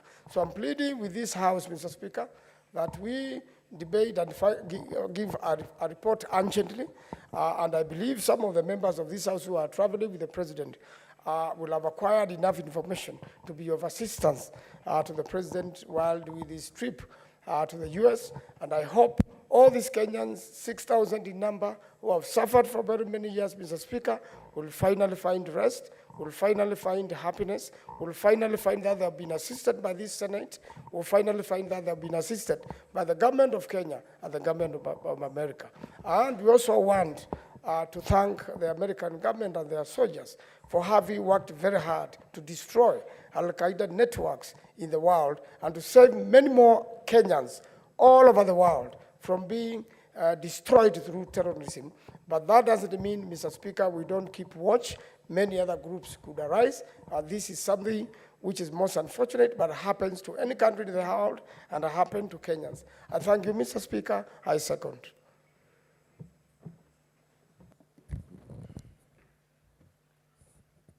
Honorable Senators, I now propose the question that the Senate endorse the progress report of the Ad hoc Committee on the Compensation of the Kenyan Victims of the 1998 bombing of the United States of America Embassy in Nairobi, laid on the table of the Senate on Thursday, 2nd May 2024. I can see a few senators of interest. We start with Senator Chalgai Samson.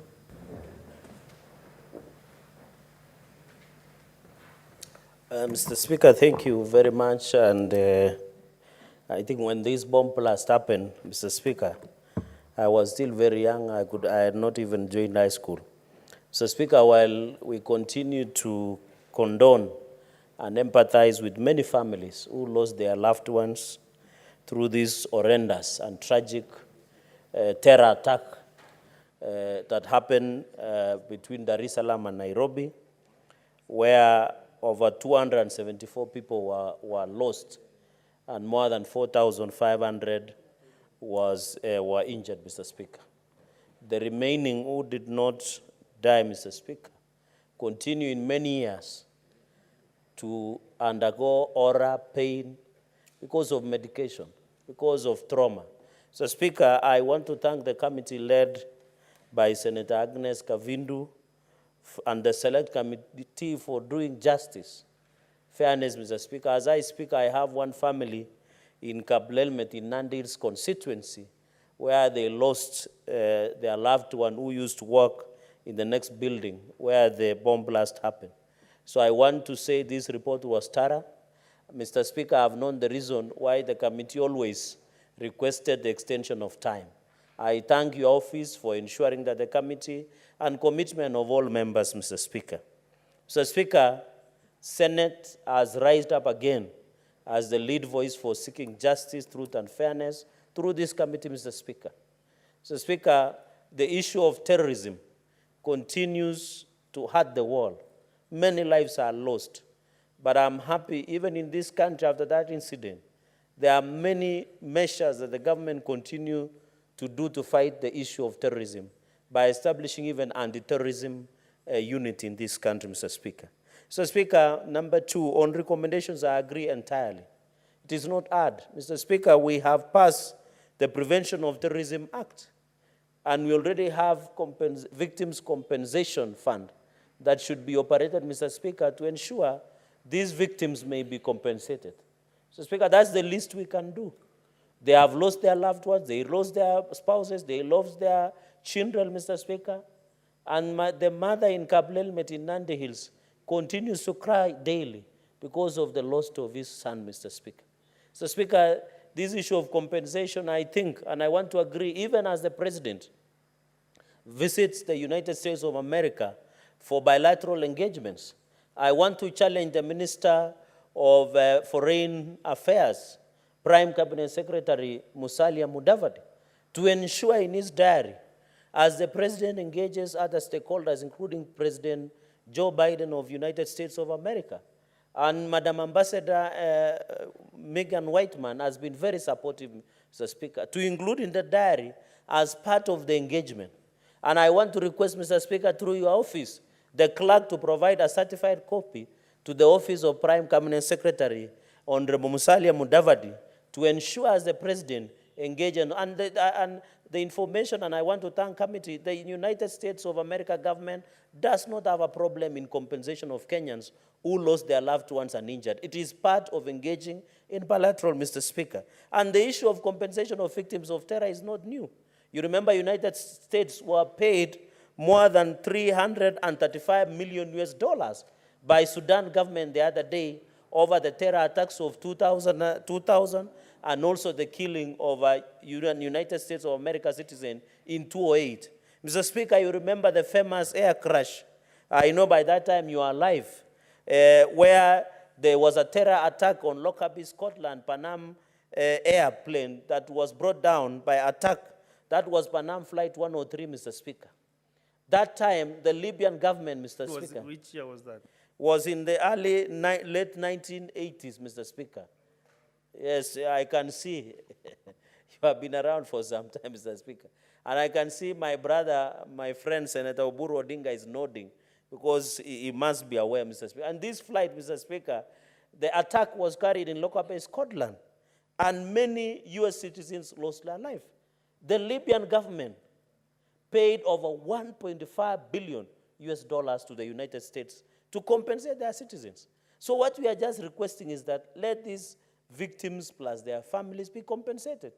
When the Ethiopian airline, the famous through Boeing, that the 7878 MAX crashed, Mr. Speaker, their families have been compensated. So it is a tradition that this compensation must be done, Mr. Speaker.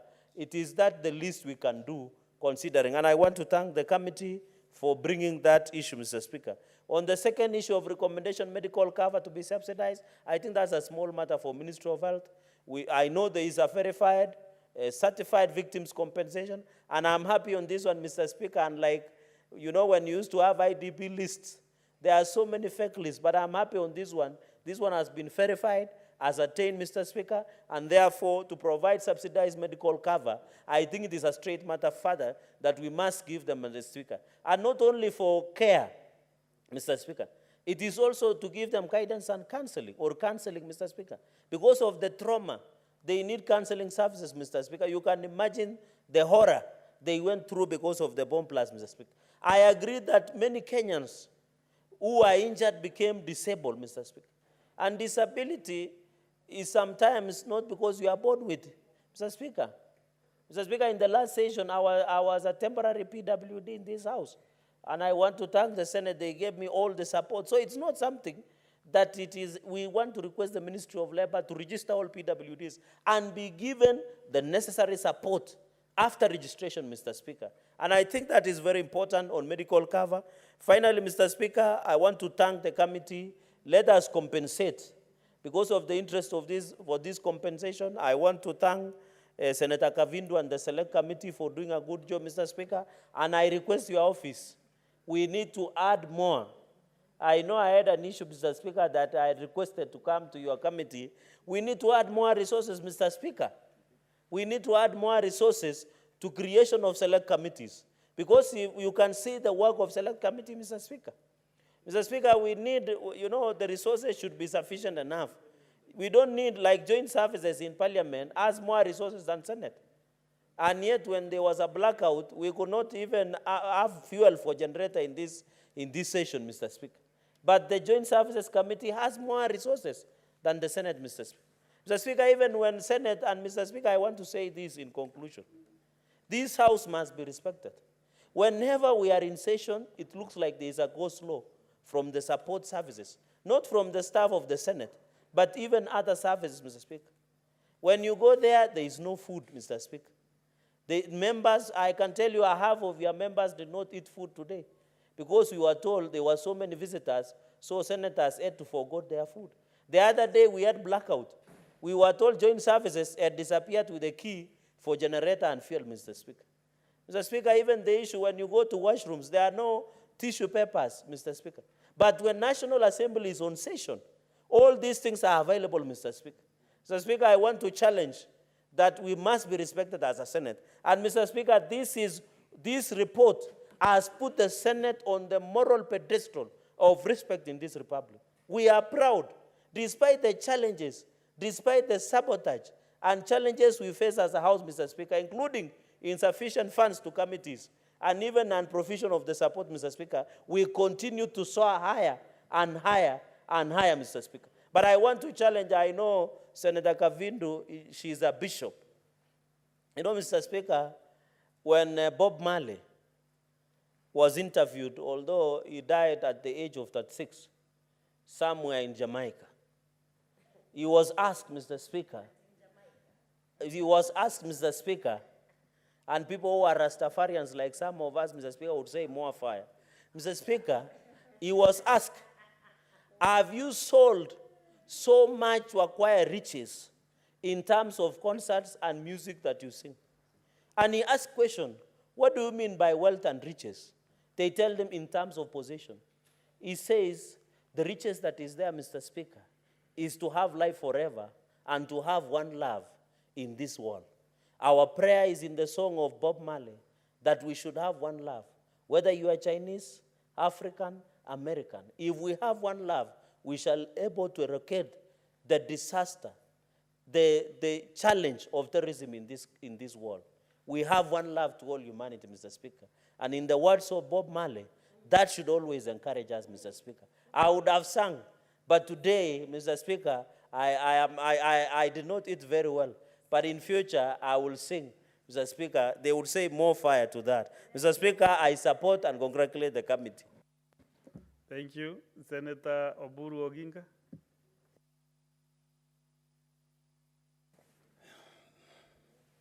Yeah, thank you, Mr. Speaker, sir, for the opportunity. Mr. Speaker, I would start by thanking Senator Kavindu and the select committee which went through this matter. This matter is a matter which is affecting so many Kenyans. Mr. Speaker, in 1998, when Senator Koskei was in secondary school or in primary, I don't know where, but that time, Mr. Speaker, I was already serving my second term in this House, Mr. Speaker. Mr.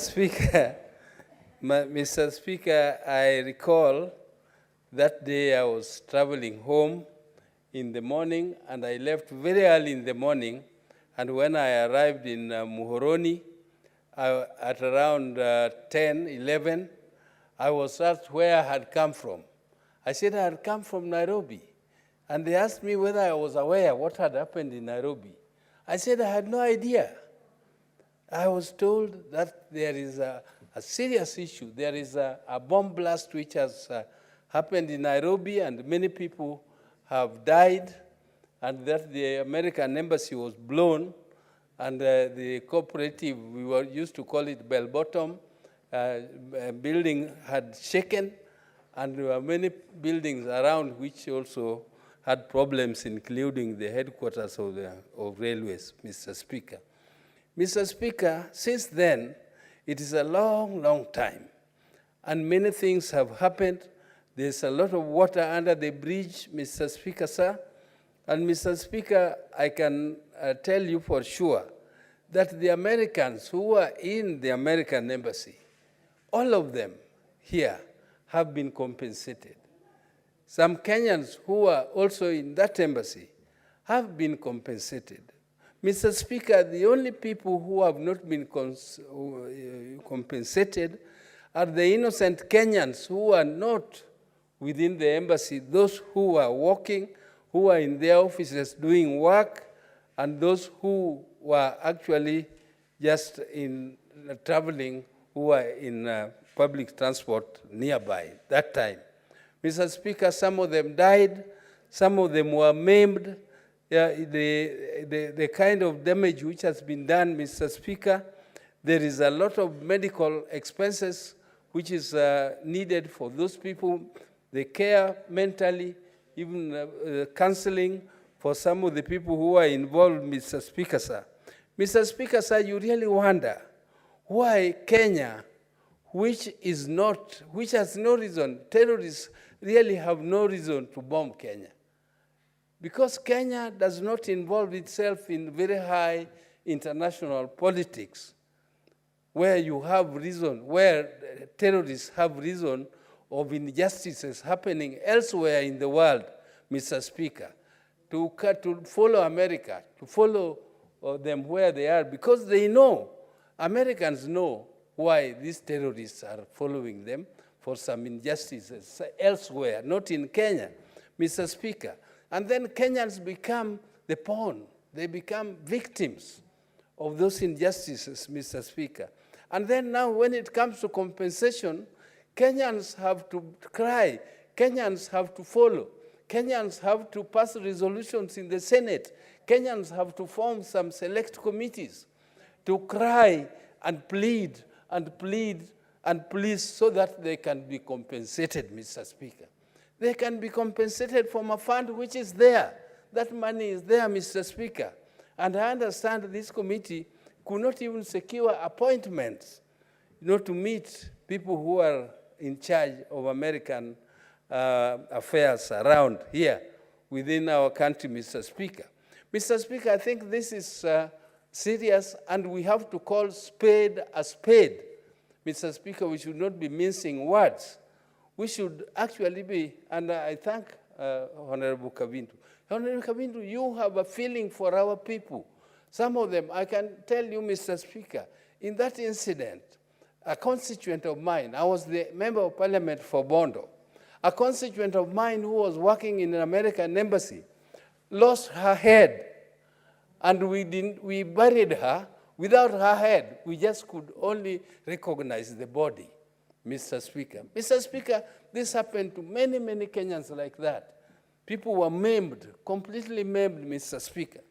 Mr. Speaker, I'm speaking this with a lot of emotion because I feel so disappointed that a powerful country with so much money, with so much resources, just a paltry compensation for Kenyans who became victims is becoming such a big issue that we have to sit here and debate and plead, Mr. Speaker. Please, America, why don't you compensate our people? And let us call this thing a thing of the past. Let us bury it so that it does not give us those bad memories when we become victims of things which we have, of offenses which we have not committed against anybody. Mr. Speaker, we are clean. We don't commit offenses against other countries.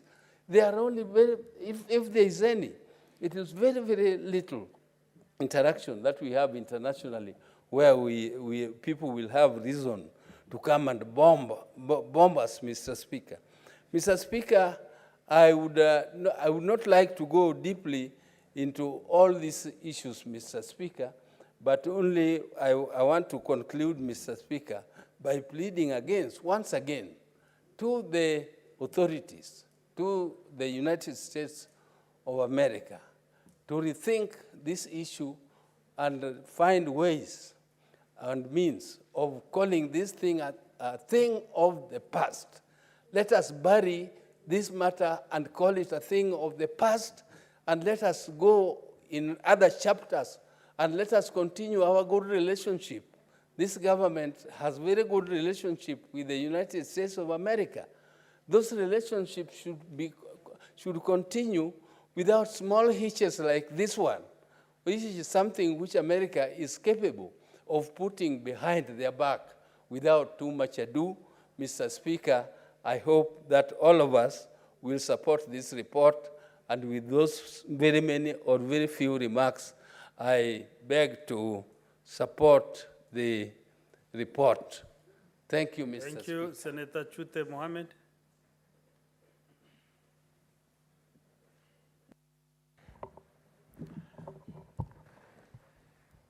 Thank you very much, Honorable Speaker.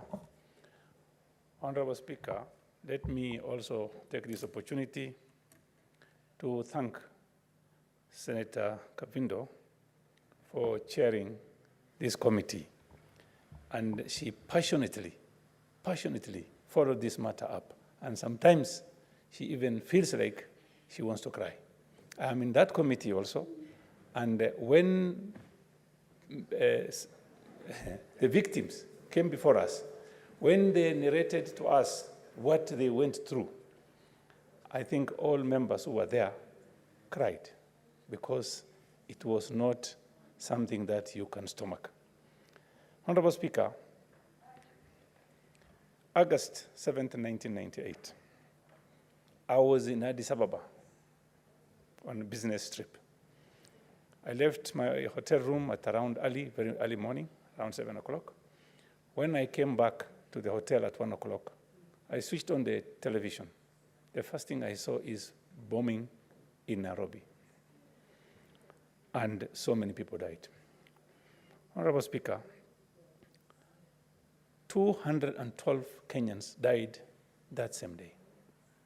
And 4,000 others were injured, maimed, and suffered suffering that cannot be even narrated by ordinary people, unless you've gone through what they went through. Honorable Speaker, our Article 26 of our Constitution is very clear. Every person has a right to life. Whether you are an American, a Kenyan, whoever you are in this country, you have the right to life. Honorable Speaker, the issue of American bombing, what they normally say in America, when other people die, they say it's a collateral damage. Lives are being called collateral damage. Honorable Speaker, the issue that happened that day, it is not something Americans didn't know. They had enough intelligence, knowing very well that there would be something that is going to happen soon, and to the embassy. They didn't want to care because, yes, they've lost about 56 contractors and American employees, American government employees. Honorable Speaker, this issue of calling people, human beings, collateral damage must stop.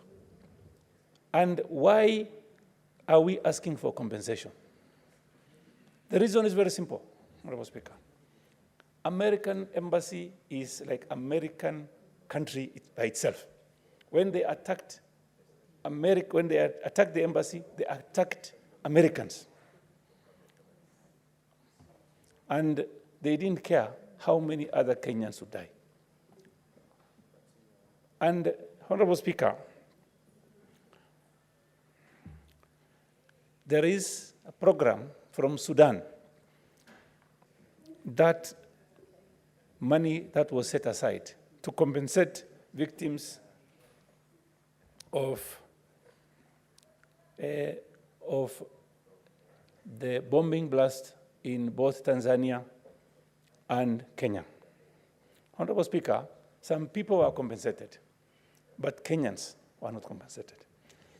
Honorable Speaker, when we sat in that committee, we came to know that those who have died, we are sorry about it, but those who didn't die, they got injuries that are completely unrepairable. These people suffered, humiliated, and they lost their jobs. They lost their earnings. Some lost their mother, some lost fathers, and even some very young children could not manage to survive because they lost parents. Honorable Speaker, our people, the Kenyans, suffered both physical and emotional damage. That is completely, Honorable Speaker, if you are in that committee, you'll be shocked. We cried. We had CS Nakumincha before us. We had CS Mutua, and also Mudavadi. In fact, we visited his office. And when CS Nakumincha was there, those people narrated the story, what they went through, and the suffering they went through. Mr. Speaker, I'll tell you, some people came in crutches, even up to today. They are walking not compensated for all those years. Honorable Speaker, I know our president is going to travel to Sudan next week, and I will urge him, on behalf of this House, to tell the Americans that we are not collateral damage. We are human beings like the Americans who are working for that government. And the contractors who are working for the government, they were compensated in terms of billions of shillings, Honorable Speaker. if we are going to host Americans here, and then we suffer because we host them, who will take responsibility? It is the government of the United States of America. Honorable Speaker, when you see what is happening today in Gaza, any equipment, even the bombing that happened in Nairobi, maybe even that bombs is manufactured from America. Look at what is happening in Gaza today. One missile is costing millions of shillings. If they set aside even 10 missiles, can compensate the Kenyans completely. Everybody will be paid. Who was working for a bank lost her job because she was disabled. 10 minutes before or seconds before, she was an able person working for a bank. And up to today, she has no earnings and she has suffered heavily. Honorable Speaker,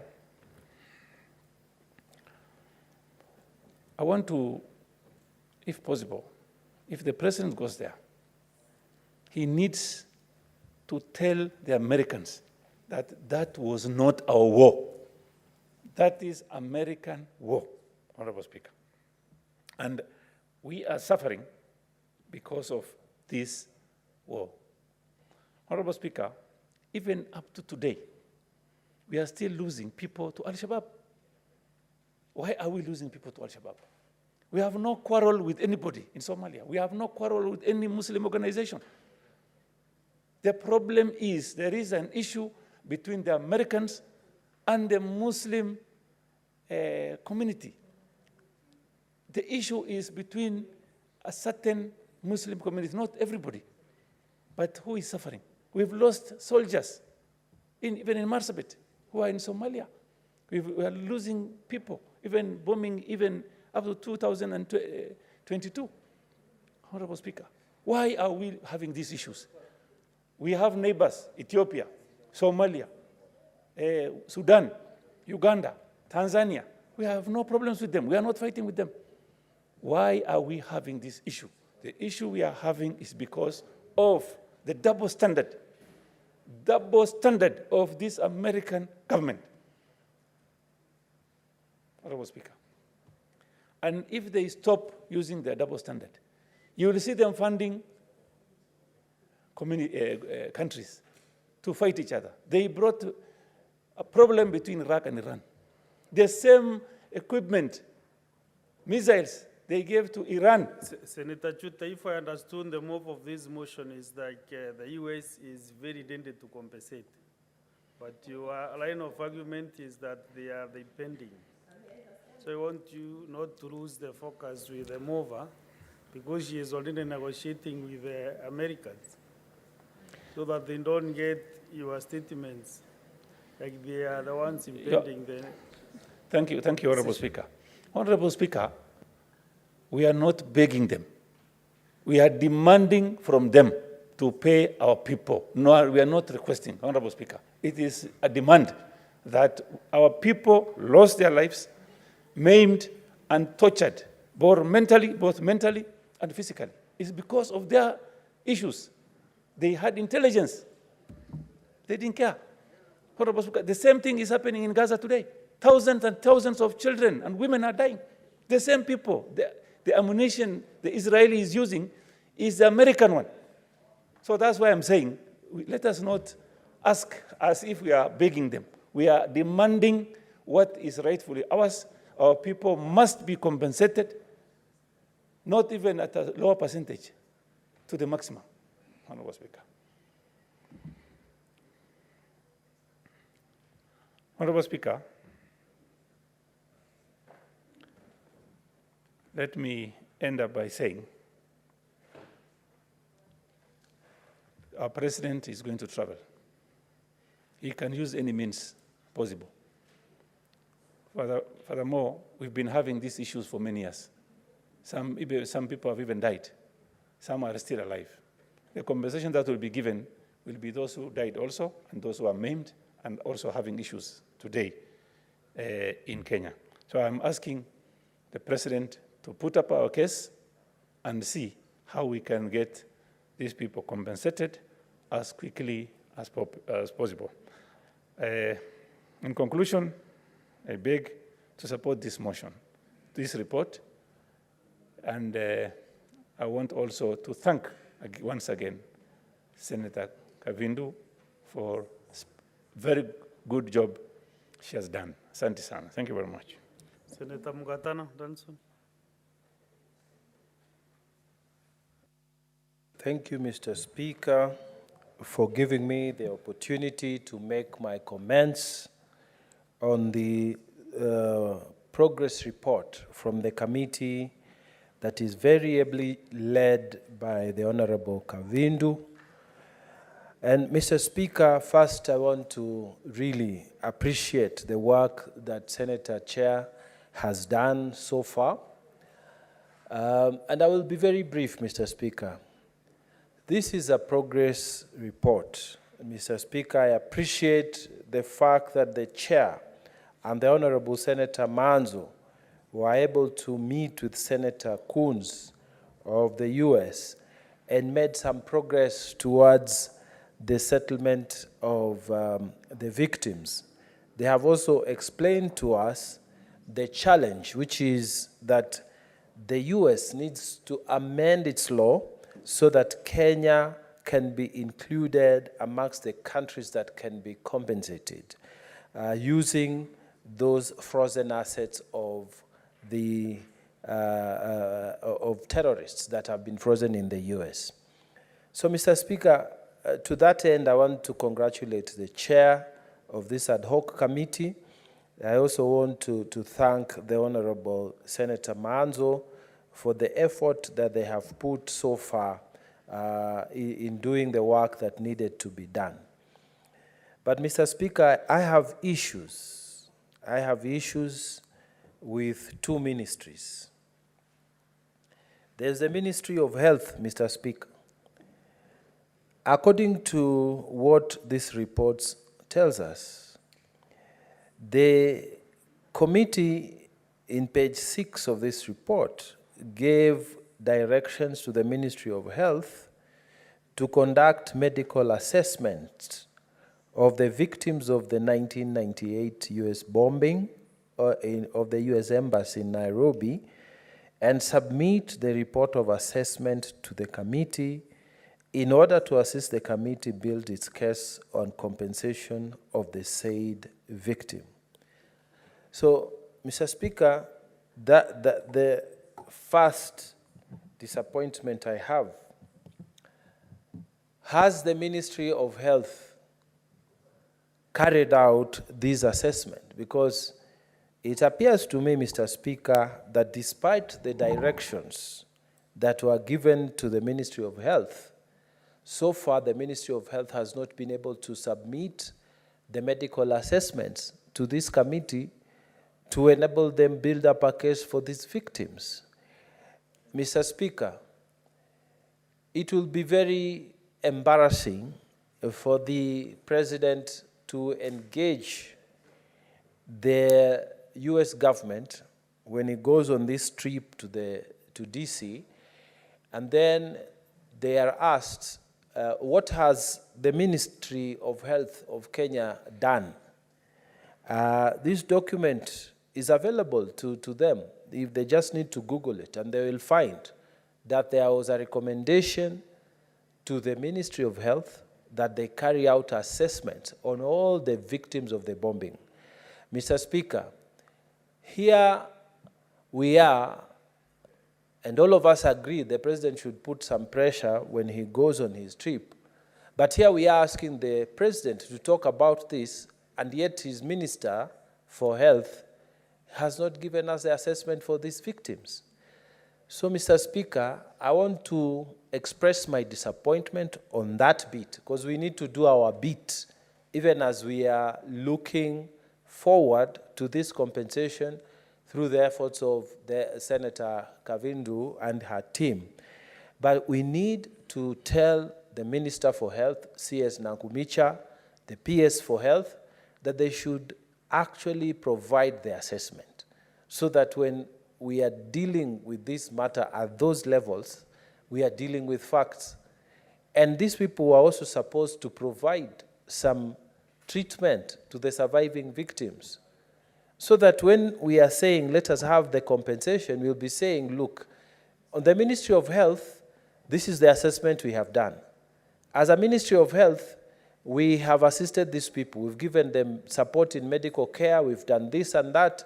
But then now we are requesting the US to give us compensation.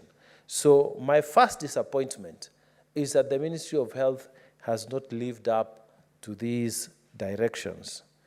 Mr. Speaker, if you look at the other direction that was given, is that the committee gave the following direction. Roman 2, that the Ministry of Labor and Social Protection and the National Council for Persons with Disability undertake registration for survivors with disabilities.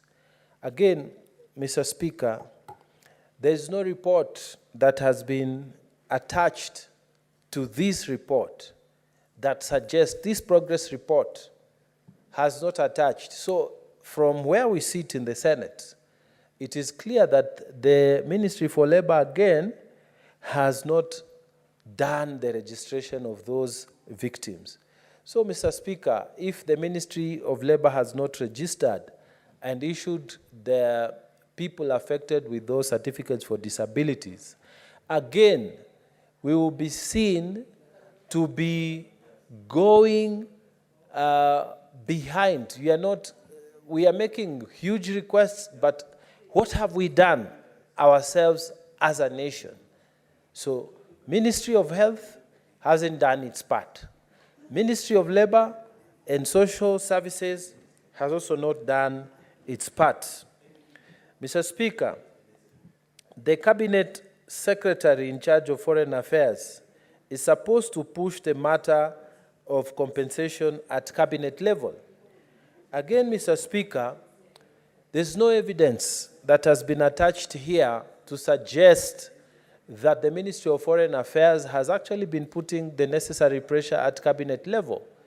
Mr. Speaker, what Musalia Mudavadi, Honorable, should have done is to at least develop a white paper for consideration at cabinet level.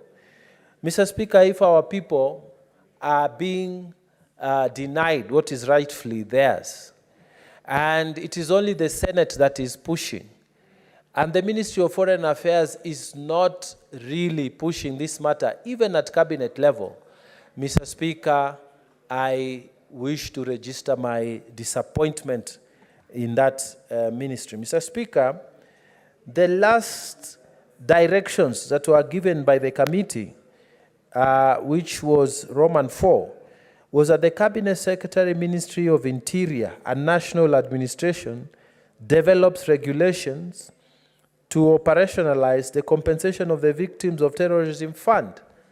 Again, Mr. Speaker, just regulations,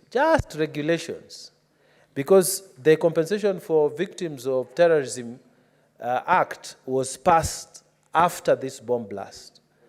But then the regulations need to be put in place so that in the event that anything happens in future, and we hope it doesn't, then the regulations are there so that the people who are victims can actually benefit from this act which was passed. But Mr. Speaker, again, just to develop regulations, again, Professor Kindiki has not done so, Mr. Speaker, and yet the Senate has said that these are the directions they are giving so that we can put the agenda for the victims of the US 1998 bomb blast on the table. So, Mr. Speaker, my contribution is that as we even seek the help of the US so that our victims of 1998 bombings can get compensated, it is actually shameful that our own ministries have not done what they are supposed to do. It is also shameful that even after directions from the Senate that were given, after the Senate met the stakeholders who are the victims of the bombing. And nothing has happened. And yet, here we are asking the president to go and push the agenda. And yet, the ministers have not done their bit in their various capacities. So, Mr. Speaker, I pray that our comments will be taken into consideration. Our comments in approving this report, Mr. Speaker, will include the fact that we are urging the ministry in charge of health to do the necessary as directed by the committee. We are urging the Ministry of Labour and Social Protection and also the National Council for Persons with Disabilities to also do what they were directed by the Senate ad hoc committee. We are also asking the minister in charge, the CS in charge of Foreign Affairs, to also push as directed. We are also asking the CS in charge of Interior to also do his bit. Mr. Speaker, it is not very good diplomatically, and I have had the opportunity to serve as an assistant minister in foreign affairs in previous government administration.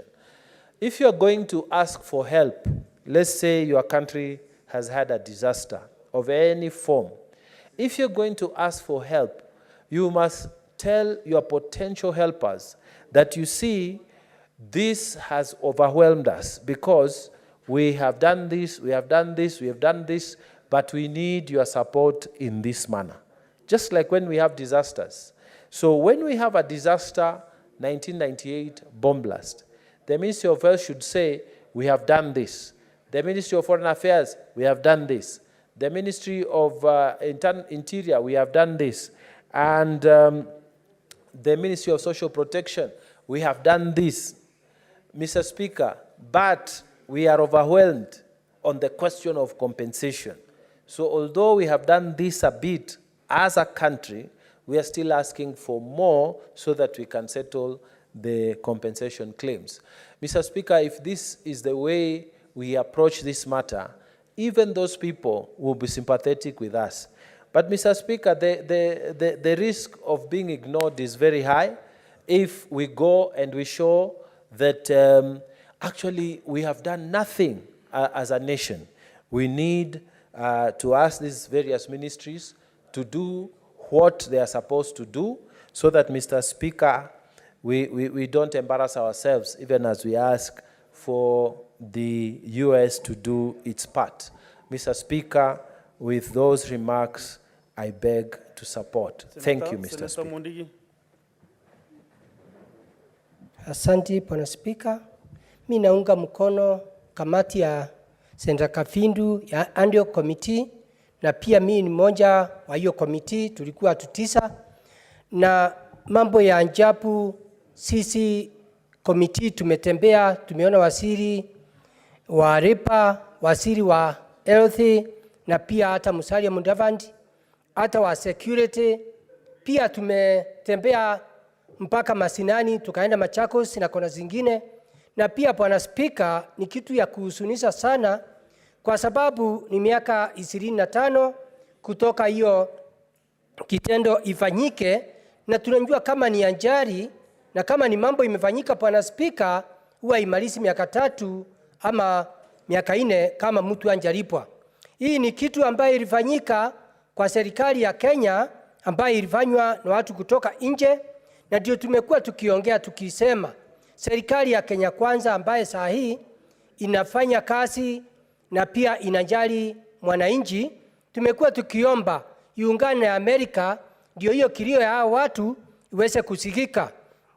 Madam Speaker, najua tumeona watu wengi ambao walizaliwa wakiwa ni walizaliwa vizuri, walikuwa na mikono, walikuwa na macho, na pia walilelewa vizuri na wakafunzwa vizuri na familia zao. Mambo ya ajabu wakati tulikutana na wale watu, wengine hawakuwa na miguu, wengine hawakuwa na macho, wengine unakuta mtu alikuwa anafanya kazi ni mtu mwenye elimu ya juu, lakini baadaye unakuta saa hii ni maskini ya mwaka. Kwa hivyo, Madam Speaker, ningeomba vile kamati ya Andio Committee inaweza kusaidika, kwa sababu ni kitu ya kuhuzunika sana wakati tukasaindiwa, tukatengenezwa kamati ya watu 9. Hata tulikuwa na mipango ya kwenda Amerika. Mambo ya ajabu, kamati ikakosa pesa, watu 2 ndio waweze kuhudhuria, hao wengine hawakuweza. Ikawa kamati ni kama hakuna kitu inafanya. Kwa hiyo ningeomba, ndio umesikia tukisema hata wale watu husikika mambo ya pesa, kamati nyingi iwe ikiongezewa pesa ndio iweze kufanya kazi ile inafaa. Na nimestuka sana, unaangalia wale watu wenye pesa, parliament ndio juzi njana tulingangana tukisema, wakati tunasema county ipatiwe pesa bilioni 415, unakuta watu wengine wanapiga kama ni MP. Kwa hiyo ningeomba kamati zote siongezewe pesa ndio iweze kufanya ile kazi inafaa. Kwa sababu tunajua kamati ya Senate hatutaki mambo mingi, tunataka kusaidia mwananchi kutoka vijijini kwa county na mpaka Kenya mzima. Kwa hiyo Bwana Spika, mimi naunga mkono, lakini hata kama naunga mkono, kamati zile zingine kama zinateseka kama kamati ya Andio Committee ni kitu ya aibu sana, kwa sababu hakuna pesa ya kufanya hiyo kazi. Ningeomba pia tuongezewe pesa, na pia hata miezi kadhaa tumekuwa tukifanya bila pesa, tumejitolea. Ningeomba kuangaliwe ndio tuongezewe pesa, na kama ni pesa kamati hiyo watu 9 tuweze kuenda kule Amerika, tuweze kuona kilio ya hao watu. Na tukiendea hivyo pia department zote zile tuliwaita pia ya health, ya labor, hata ya security, hao watu wanaweza kuangaliwa, vile wanaweza kuwa wakiangaliwa wakipatiwe kitu kidogo. Kwa hiyo Madam Speaker, naunga mkono. Asante Madam Speaker. Thank you, Senator Mudigi. I can hear your very passionate plea for more additional budget for the committees. Senator Agnes Kavindu, you can now come in and reply.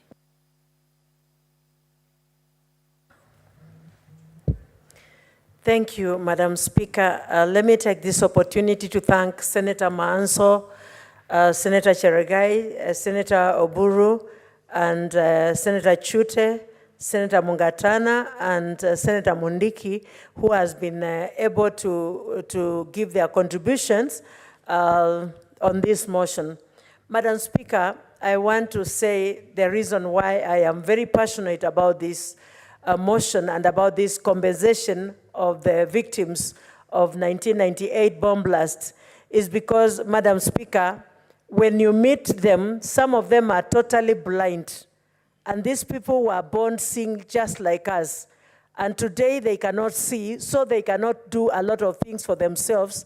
They are not even able to work because of the bomb blasts.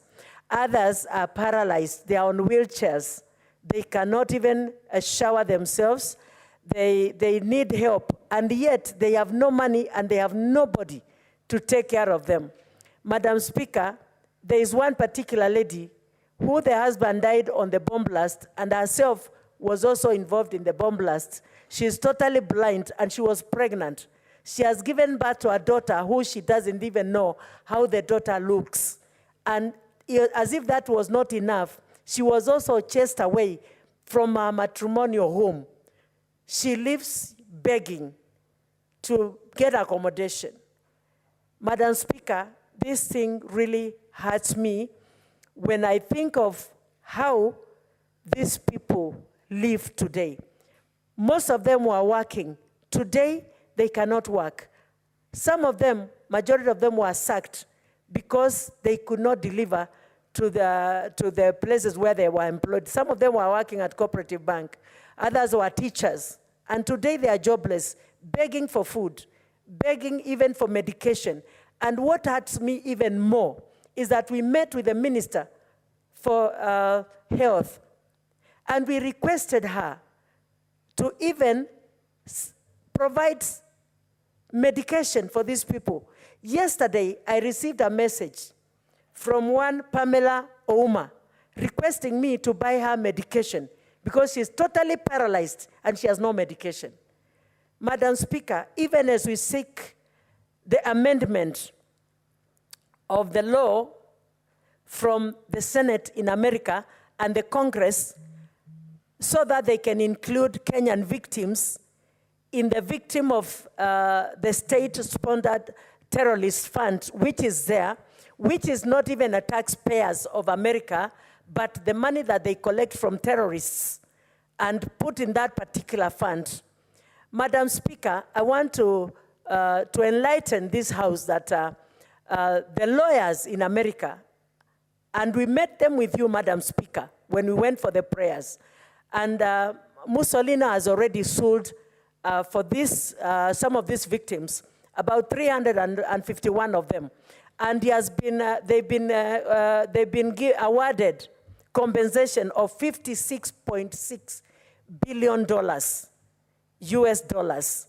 And this money, he could not compensate these people because Kenya is not included in the terrorist sponsored fund. And that is why we are seeking for the Americans to amend the law to include Kenyans.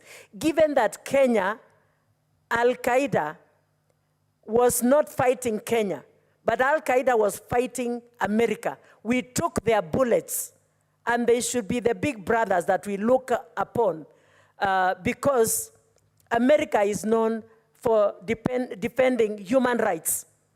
These are humans who needs to be compensated. That is their right. And America should just take up their role and do the right thing. The American Senate and the Congress should amend the law and include Kenyans. And I'm asking our president, as he moves to America, and the Foreign Affairs Minister, Musalia Mudavadi, to go and talk to them. And I was actually requesting if he can take 2 or 3 of us with them on board so that we can go and lay our petitions before the committee, and the committee is ready. You can hear, Madam Speaker, and you are aware of this. When we went to America, we met with Senator Chris Coons, and he's ready to sit down with the committee. But the Foreign Affairs Minister has not been able to get us the appointment to be able to meet with them. And we know that this has to be done diplomatically and through the Foreign Affairs. If it was in my position, I would do anything to make sure that this is done. But it is not in my place, it is not in my position. So I'm asking the President and the Foreign Affairs and Diaspora Minister to be able to do what is needful. This is our people. They suffer, they sleep hungry, they go without medication, and they suffer. And even what can be done locally here, I am requesting that it should be done. Because we also have the fund that was formed here in 2012, which is under the Ministry of Interior. And I would ask CS Kindiki to operationalize this fund so that he can also see what he can do for these victims, even as we wait for the Americans to compensate our people. I want to ask Madam Speaker that even as the Senate, we call these concerned ministers here and ask them questions why they've not been able they've not been concerned about these victims. And yet, they are our people, and we are asking for Americans to do what is needful. It is our right, it is their right, but also here in Kenya, locally, we must do what is needful for these people so that they can also feel like any other Kenyan. Thank you, Madam Speaker. I'm looking forward for the Foreign Affairs Minister and our President to do what is needful for our people. When I went to America before I made this motion, I met with the lawyers and one of the victims, Caroline Mudoka. And they told me whenever they try to advance and reach out to the Senate and the Congress, they are asked, the lawyers are asked, why are you fighting for them and the Kenyan government is quiet on this? Madam Speaker, I got so mad that I told them once I'm back in Kenya, I'll do a motion and they'll hear the voice of Kenya speaking and demanding for what is rightfully ours. Al-Qaeda, I repeat, was not fighting Kenya. Al-Qaeda was fighting America. And America should take their responsibility and compensate Kenyans who are not compensated. Because they only compensated the Kenyans who are working for the American embassy inside. But those who are in the adjacent buildings, and those who are passing by, those who are in buses and cars outside, were not compensated. We are talking of 6,000 people, and 200 of them, 213, are dead already. And those people are not compensated. So we are asking that America kindly be the big brother that we look upon and amend the law so that you can compensate our people. Thank you, Madam Speaker. I submit. Thank you, Honorable Senator. Your plea has been very passionate ever since you started moving this motion, and I hope it sees the light of day someday so that the bomb blast victims can be compensated. I know our colleagues on the other side of the oceans, the Senate in the US, will hear this motion even as it gets into the handset. Pursuant to Standing Order 84-1, I hereby make a determination that this matter does not affect counties. And honorable senators, I put the question that the Senate adopts the progress report of the ad hoc committee on the compensation of Kenyan victims of the 1998 bombing of the United States of America embassy in Nairobi, laid on the table of Senate on Thursday, 2nd May, 2024. Will as many as are of that opinion say aye? Aye. Will as many as are of contrary opinion say nay? The ayes have it. Thank you. Next order.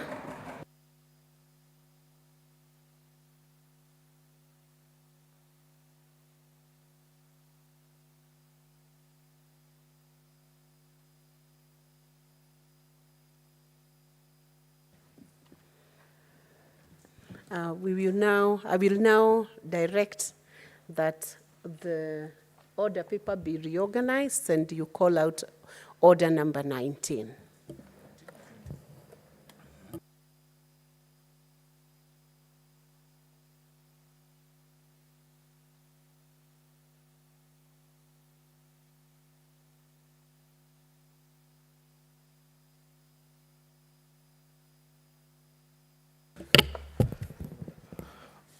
Order number 19, the Statutory Instruments Amendment Bill, National Assembly Bills number 2 of 2023, second reading. Leader of Majority, Senator Aaron Cheriot, can take the floor.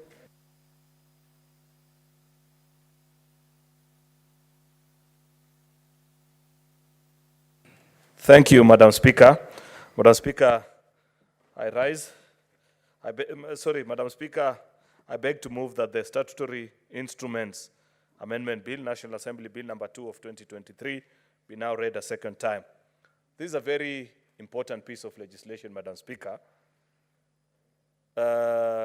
Brief as it is, it carries with it very important powers of Parliament, which have been assumed by other bodies, Madam Speaker. And on many occasions I've seen either ministers or even sometimes, as a Speaker, state agencies continue to carry on legislations that have the full force of law without consideration either of Parliament or sometimes when they have lapsed, Madam Speaker, without any reference back to the House of Parliament for consideration of the same. This bill seeks to cure that particular anomaly, Madam Speaker. That's why I like the fact that this bill is being moved here in Parliament so that colleagues can have time to debate and share one or two things they think about this particular process. Because I've seen on many occasions, Madam Speaker, sometimes newspaper items that erroneously report on the process of consideration of regulations that they have already been approved or not approved, that Parliament has ceded its power by passing a particular bill, Madam Speaker. This is a mother law on all regulations that are supposed to be considered by the Houses of Parliament. And therefore, it is not possible by other subsidiary legislation to take these powers away. Anything that will have the force of law outside there by way of regulation, Madam Speaker, will have to follow the route that will now be dictated by this particular bill. And therefore, the principal object of this amendment bill, Madam Speaker, is to amend actually the provisions of the Statutory Instruments Act of 2013, which is to allow the Committee on Delegated Legislation to require the regulation-making authority to submit to Parliament a copy of any regulation that ceases to have an effect by operation of law. That is, when the time lapses, Madam Speaker, it must come back to the House for both houses to consider. And that is what is being referenced in this particular bill. The amendment, Madam Speaker, further obligates Parliament to notify the general public in 2 newspapers of wide circulation that a statutory instrument which ceases to have the effect by operation of law is a nullity. You know, you must actually notify the public that this regulation has ceased to operate because of the reasons that have been stated. Fourthly, Madam Speaker, you know, like I mentioned, there have been cases where authorities fail to submit regulations to Parliament, and such regulations continue to be enforced until sometimes Parliament actually either annuls them or recalls those particular regulations. This bill will ensure that the regulation-making authority to submit statutory instruments to Parliament, and the bill will ensure that nobody exploits the mischief of trying to implement regulations that are null and void, which is the case. Clause 2 of the bill, Madam Speaker, more specifically, will be amending Section 11 of the 2013 Act and determine that our delegated legislative committee will require the regulation-making authority to submit instrument to Parliament within 7 days of the date of the resolution of the committee. And further, notwithstanding subsections 4 and 5, Parliament where statutory instruments cease to have effect in accordance with subsection 4, notify the public in 2 newspapers that the instrument is an nullity. Before, we didn't have that regulation, Madam Speaker. There was no way of notifying other entities that we have run short of this. Therefore, it was actually incumbent on the other bodies and the authorities that are handling this bill to notify the public that these operations, these regulations are no longer enforced. How do you report yourself? So what government entities do, they continue to operate with those regulations. And therefore, that is what we are seeking to cure by ensuring that our own delegated legislation committee can notify the public and say, buyer beware, you know, of course, in the sense of the members of the public, that regulation, this and this, on a particular sector or field is no longer operational until Parliament gives a further notice. Therefore, in concluding, the passage of this bill will ensure transparency and accountability in consideration of statutory instruments. I want to urge honorable senators to support this bill, Madam Speaker. It's a very straightforward issue, 5 clauses only. It's not anything that anyone would consider controversial or wish to say, Madam Speaker, a lot on it.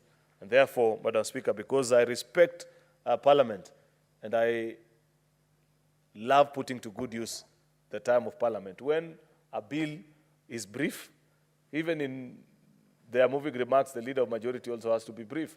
When it is elaborate, I have to be elaborate, Madam Speaker. I don't see why I should take more time than that, Madam Speaker, to explain the 3 clauses that exist in this particular bill. With those very many remarks, Madam Speaker, I beg to move and request the chairperson of Justice and Legal Affairs Committee, the Senator of Bomet, Senator Hilary Sigei, to second. Senator Sigei. I thank you, Madam Speaker, for giving me the opportunity to second this very important bill that the majority leader has moved. And as I do that, Madam Speaker, it is imperative to point out the fact that this is a bill that indeed is an umbrella to statutory legislations, or rather regulations, which are normally made by either institutions and sometimes fail to place them before Parliament for purposes of scrutiny.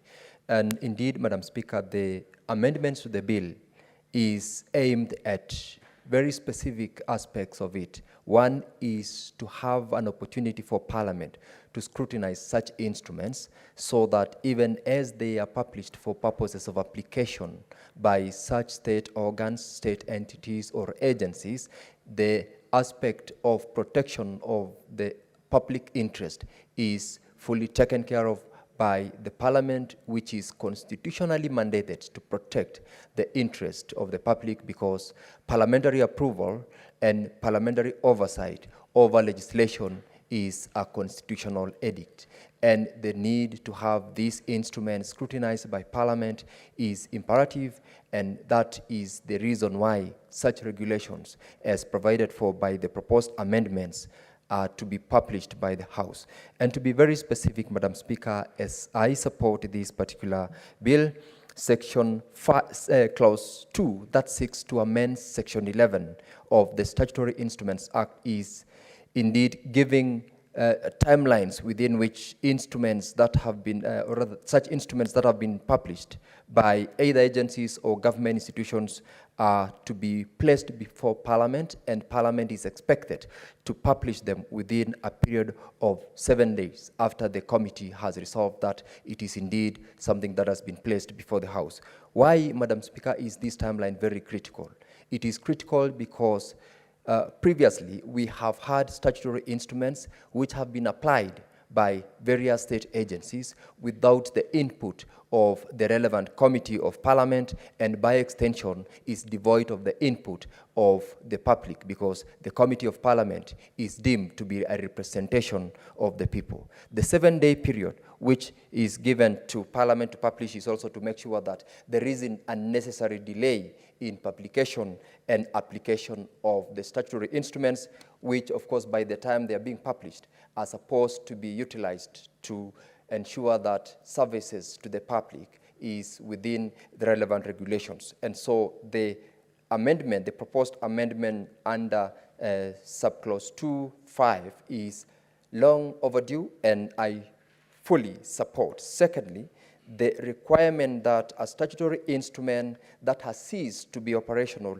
must equally be published and the public is notified, so that for whatever it takes, any other government agency that would fail to publish a nullified instrument or regulation in itself is to have committed an offense, which is actually another subsequent provision of this particular statutory instrument amendment bill.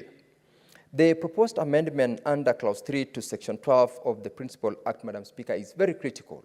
And this is because the Act as is provides that there is no exemption to orders or regulations that are emanating from courts of law, where, as you all know, that there are 3 arms of government: the legislature, judiciary, and the executive are independent of one another. This amendment seeks to protect the regulations and orders that are emanating from courts of law as judicial pronouncements from a requirement that they be subjected to parliamentary scrutiny. Because if it were to be subjected to a parliamentary scrutiny, it definitely will go against the constitutional requirement of independence. So this particular amendment is very critical in ensuring that independence of various arms of government is safeguarded. And Madam Speaker, the third and another critical aspect of this proposed amendment is the proposed amendment to Section 18 that requires the clerk of the House, this House and the lower house, to ensure that a gazette is published in 2 newspapers of nationwide circulation.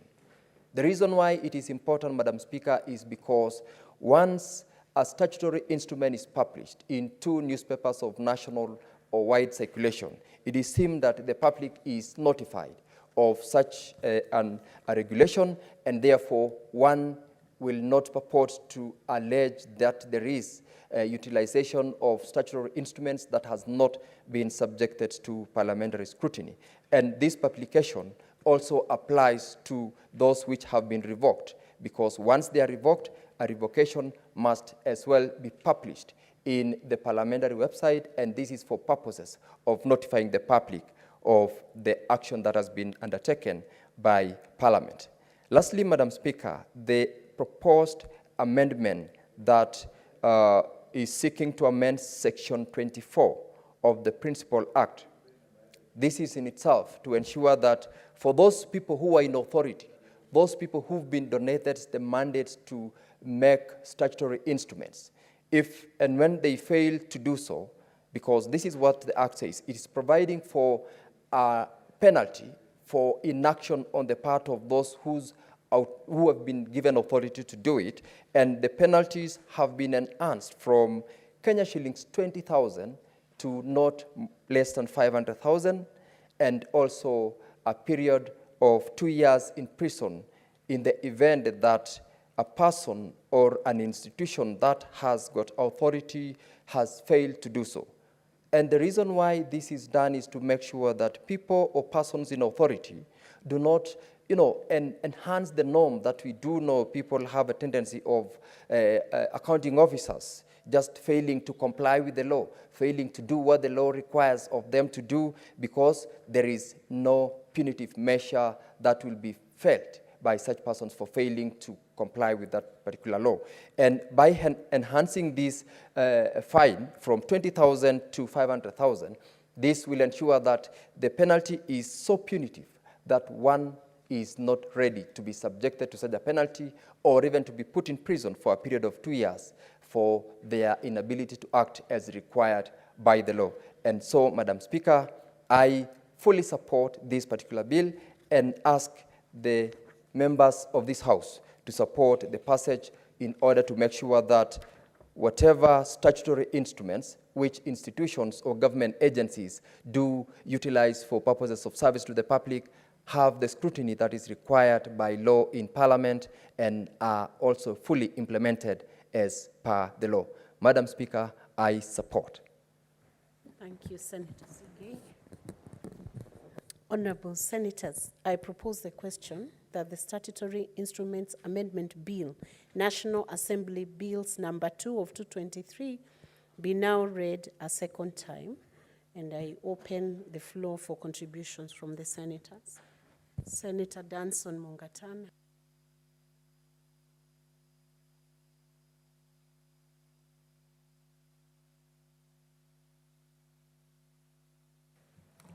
Thank you, Madam Speaker, for giving me the opportunity to make my contribution to this bill. Madam Speaker, on the first point, I'd like to say I support the amendment. Why I say so, Mr. Speaker, Madam Speaker, is because I come from the Delegated Legislation Committee of the Senate. And in fact, Madam Speaker, I have the responsibility there of being the vice chair of that committee. Madam Speaker, this amendment is a reminder to regulations making agencies, RMAs we call them, regulations making agencies. These include ministers, these include corporations such as the CA, Communications Authorities of Kenya. These include all other regulators who are playing in the space of government. Mr. Speaker, it is a reminder to them that law-making process does not belong to the executive. Law-making process does not belong to authorities that have been set up by law. Law-making process, legislation, powers belong to the Senate and the National Assembly. And when we donate the powers to them, for them to make regulations, we are only doing so that they can make those laws that we have made here, the mother laws, to be effective. But, Madam Speaker, this instrument was necessitated by the fact that some of these regulation-making agencies, they would finish with regulations and then forget even to publish to the people. Like the mover has said, they would even continue, sometimes those regulations have lapsed, but they will continue to apply them. And then Senate or National Assembly gets to know that a regulation which is not there is being applied. Madam Speaker, we have had a very funny situation because this Statutory Instrument Act says that after 10 years, all those regulations must lapse and they must go back for reenactment. And Madam Speaker, every minister or every regulations-making agency must come before the delegated legislation committees of National Assembly and the Senate so that they can justify why they need extension of those regulations which have expired. But Madam Speaker, the regulations-making agencies have become a law unto themselves. They forget that we just donated these powers to them. The power to make law is with the National Assembly and the Senate of the Republic of Kenya. That's what the Constitution says. So I would strongly support this amendment because it is telling them these powers belong to the Senate and you must do according to the donated powers. Don't try to extend things which you don't have. Don't try to extend powers that you don't have. Madam Speaker, as I conclude, I want to make 2 quick points.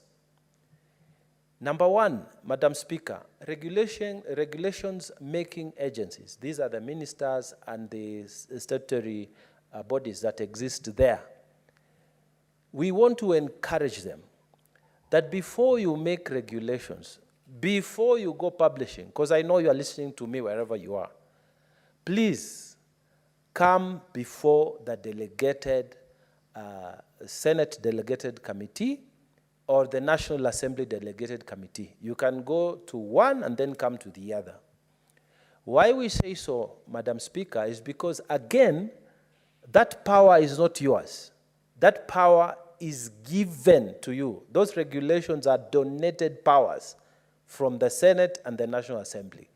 So don't rush to publicize. Don't rush to gazette.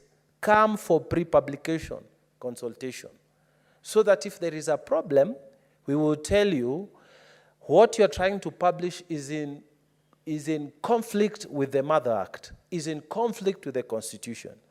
Come so that we work together to get efficient work, reject regulations that you have taken so much time and even expense to gazette. So I would urge that you come for pre-publication consultation with the delegated legislation committees of both houses before you gazette. And when you come, there are 2 things we will require of you. Number one, we will require the Regulations Impact Assessment Report, the RIA. And number 2, we will require proof of public participation. Why? Because you have to tell us, if it is a regulations for MIRA, who participated in approving those MIRA regulations? Don't say it is only the farmers. What about the consumers? What about those people who use the roads? Who are the stakeholders who approved those regulations? Please come so that we talk, because public participation, if it is not sufficient, we will reject those regulations. Even if you have gazetted them, we will degazette them again. So you will end up with a zero-sum game. Come also with the Regulations Impact Assessment Report. Those 2 documents are extremely important so that you can tell us these refugee regulations that you are proposing, of what impact are they to stakeholders?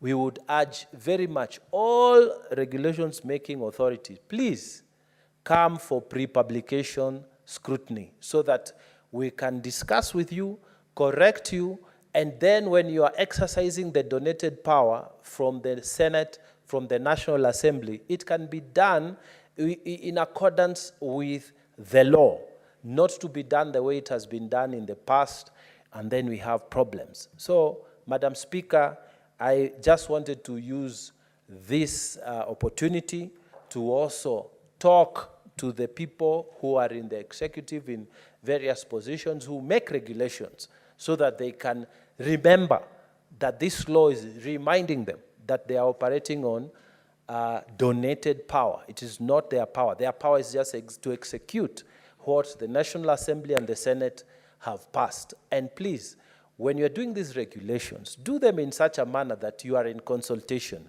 Don't rush to gazette and then we have to annul what you have done.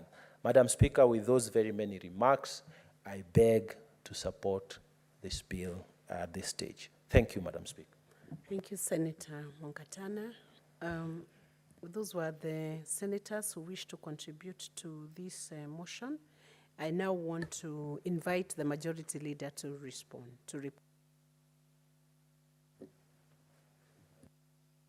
Speaker, thank you. I want to thank my colleagues who have taken time to speak on this important bill, making their contribution and their thoughts on something that I said, though brief, extremely important to the existence of Parliament as an institution, and something that we take for granted on many occasions, but have got grave implications if ignored. Therefore, I thank you, Senator Mungatana, for your thoughts. Many of the things you're saying, actually, some of them are in practice. I know, for example, Madam Speaker, for a fact, that our Committee on Delegated Legislation, I think, has a meeting tomorrow with the State Department for Housing, because they are further to the law that we passed here on affordable housing. There is a regulation making powers that we gave to the minister. And the State Department is in the state right now of developing those regulations to govern affordable housing, how you buy the house, how you make contribution, all those things. And they have sent the draft to the committee first for the committee to give their input. It's also part of like the public participation you're talking about, so that eventually when it comes to Parliament, Parliament was already involved. Then they consider now all the views of other stakeholders, so that Parliament is like an appellate in this particular, appellate court in this particular matter, where other stakeholders will now come and say, we see the ministry has proposed this, but this is what we thought would have been better. And then Parliament can make the final decision and approve on those regulations. So some of those things you're saying are actually in practice, but we need to make it the culture. And I like the fact that, like I said in my moving notes, Madam Speaker, this is the umbrella law, Statutory Instruments Act of 2013, just aligning it to our Constitution, making it alive for people to know that, first of all, we are in a bicameral legislative environment. So there are two houses of Parliament, because there have been instances, again, Madam Speaker, where regulations are taken to only one house. I haven't seen a lot of that this term, but it is something that we have confronted over the years in our existence during this season of bicameralism. Therefore, I thank you, my colleagues, for taking time. With those remarks, I beg to reply. Madam Speaker, in accordance to Standing Order number 66.3, I beg to request that the putting of question be deferred to another date. I thank you. Thank you, Honourable Senator. The putting of question is deferred to another date, as will be scheduled by the SPC.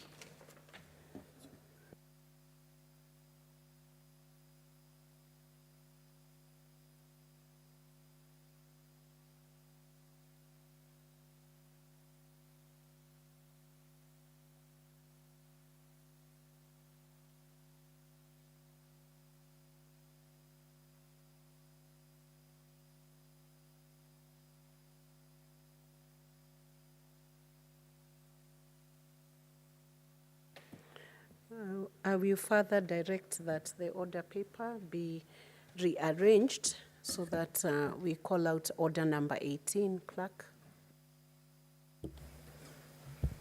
Order number 18, the Metrology Bill, Senate Bills number 45 of 2023, second reading.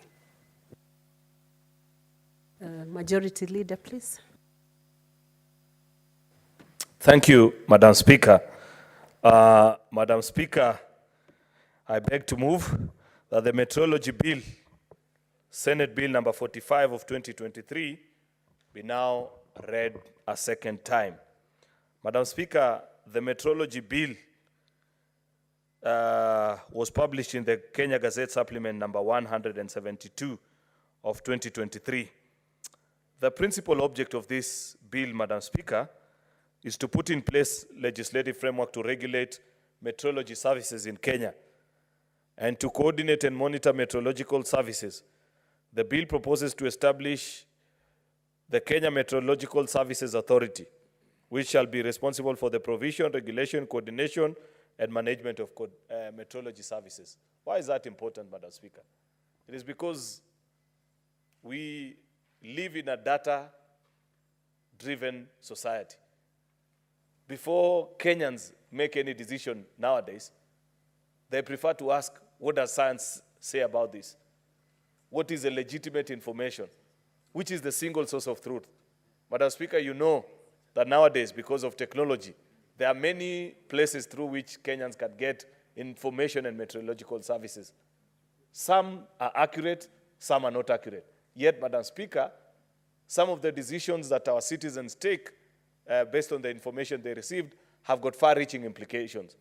And therefore, on many occasions, Madam Speaker, it is normally important that when these considerations are being made, members of the public know that they are getting that information from a credible institution. And many Kenyans, forget about this noise that you read about on Twitter and social media. Many Kenyans believe and they trust government institutions. We have got very credible organizations.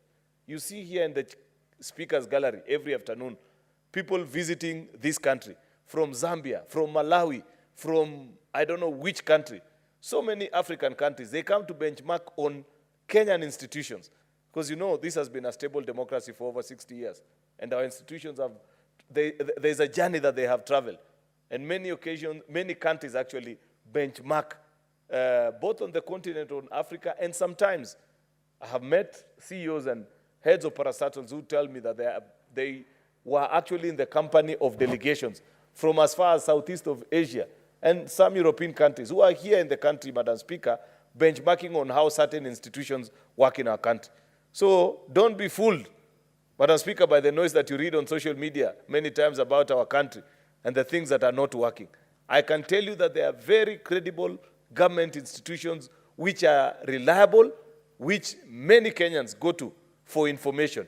And government, Madam Speaker, is an institution that needs to be guarded. That's why on many occasions, Madam Speaker, when I read about public officials who have messed up a particular institution, I am very firm on that particular issue, Madam Speaker, that we cannot allow our institutions to and their credibility to be watered down, because institutions that have lived over the years, many institutions from across the world come to study and understand how is it that you people have been able to do a particular issue, you know? And therefore, this is one such institution that we are founding, which at this point, Madam Speaker, we may not be able to be a benchmark institution for others because it's still new. But suddenly, and I know this for a fact, Madam Speaker, over the years, 10, 20, 30 years down the line, there will be countries that will come here to come and benchmark from this institution, because I know Kenyans ordinarily are very professional people. And when they are granted an opportunity to work in an institution, Madam Speaker, they do their best, Madam Speaker. There are many other reasons why we don't succeed in other things, but at least I know it is not for want of good professional work or people of good repute. Therefore, Madam Speaker, this bill provides a legal framework to set up that particular institution so that we know. You know, Madam Speaker, nowadays, we hardly see weather reports, yet you know that growing up, Ngwata Francis was almost like a permanent fixture on our television screens. And many people will dress the following day depending on the information that he gave on the news. That is not the case anymore, because people have come then to know that there are changing weather patterns and trends, which unfortunately, perhaps our meteorological department hasn't caught up with.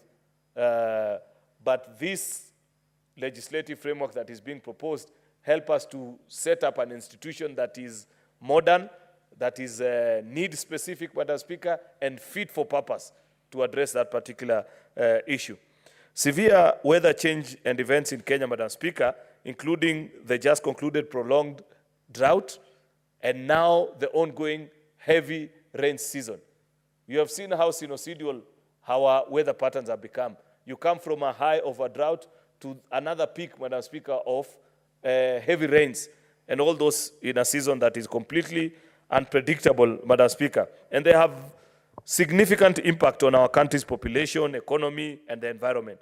These extreme weather phenomena have led to food and water shortages, loss of life and property, disruption of critical infrastructure, and many other things. It was possible, for example, Madam Speaker, if we had such institutions that are properly funded, to right now map out the country and inform people that you need to move out of certain areas because, you know, either they are projected to be floods or landslides and things like that, Madam Speaker. And, you know, credible institutions that when they speak, Kenyans will listen, despite the fact that many times Kenyans don't listen. Or sometimes you find even leaders, like, I was very disappointed, Madam Speaker. I saw Azimio leaders, including very respected members of this House, Madam Speaker, going somewhere in Mukuru, telling citizens not to bulge an inch. Yet they know that across the road in Mathare, Madam Speaker, we had lost citizens, Madam Speaker, who are living close to the shores of Nairobi River, Madam Speaker, and telling people, oh, government should not tell you where to move until they give you alternative housing. You know, hypocrisy, Madam Speaker, because I can bet you all those Azimio leaders, when they finish addressing the people of Mukuru and telling them not to move, they got into their cars and drove to Karen, you know, to enjoy their beer and nyamachoma after misleading Kenyans. That's why you need credible institutions such as this, so that when they speak with authority, Madam Speaker, Kenyans know that the warnings and the weather warnings they are giving are warnings that they should take and not rely on any politicians to speak this or the other way on that particular issue. The establishment, Madam Speaker, of the Kenya Meteorological Services Authority will ensure that we have accurate and timely weather forecast, early warnings for severe weather, and I have mentioned all that about the things that will be done.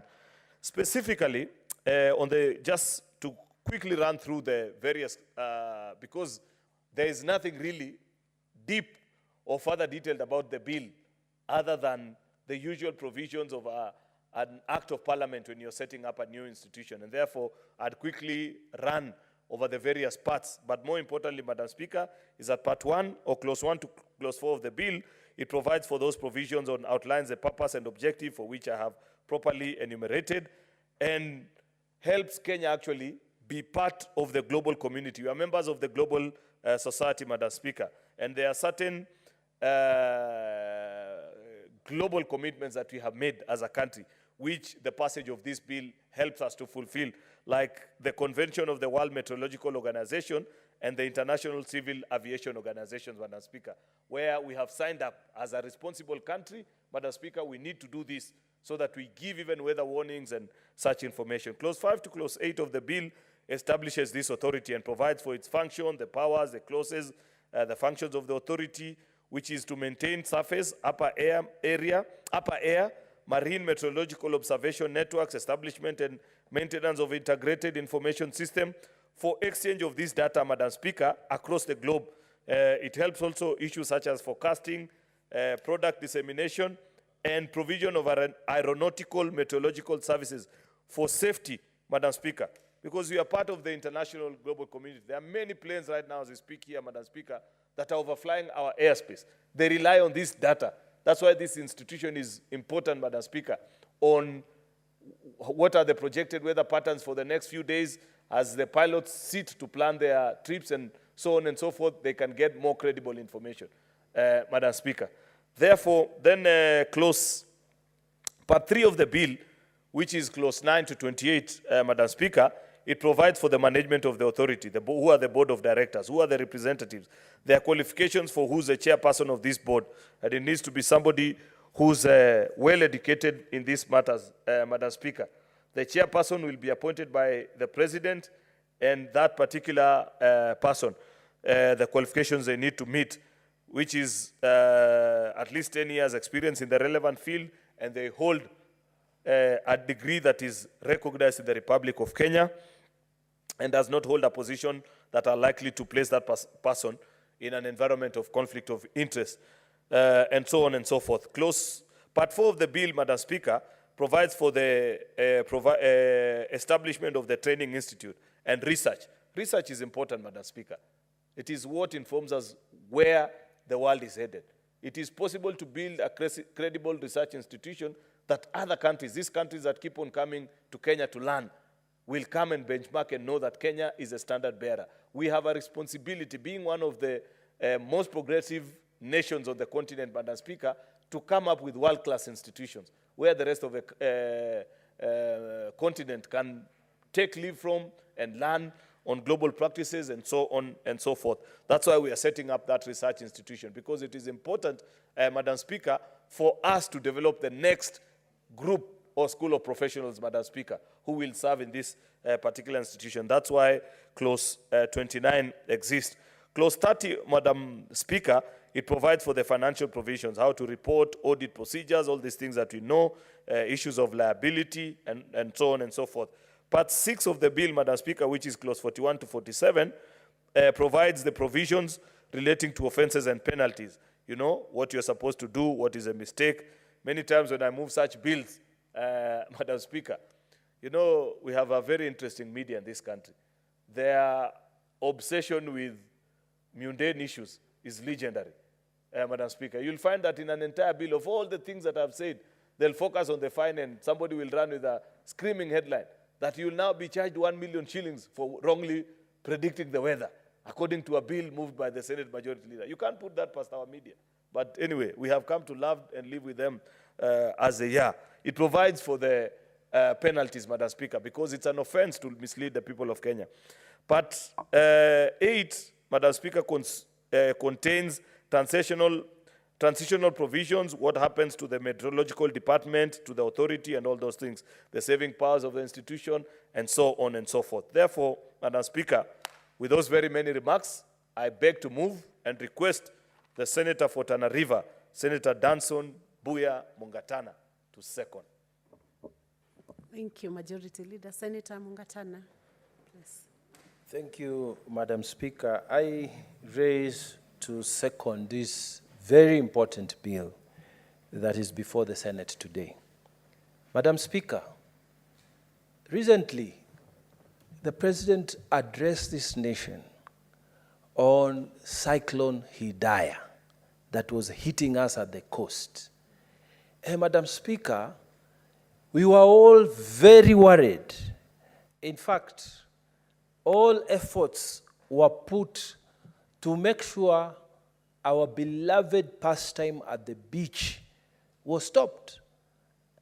The marine officials, the officials that the security agencies, all of them, Madam Speaker, prohibited any move and movement within the beach area for the protection of the people because of the expected destructive force that Cyclone Hidaya was bringing to the coast. Madam Speaker, we were really all very worried, including the entire, from Lamu down Tana River, down Kilifi County, all the way to Mombasa, down to Kwale. Madam Speaker, I remember we were actually on that particular day, the second day, thank you, Madam Speaker. Senator Mungatana, you will have a balance of 18 minutes when we resume the next sitting, that is tomorrow. You'll have 18 minutes to conclude seconding the motion. Honorable Senators, it is now 6:30 p.m. Time to adjourn the House. The Senate therefore stands adjourned until Thursday, 16th May 2024 at 2:30 p.m.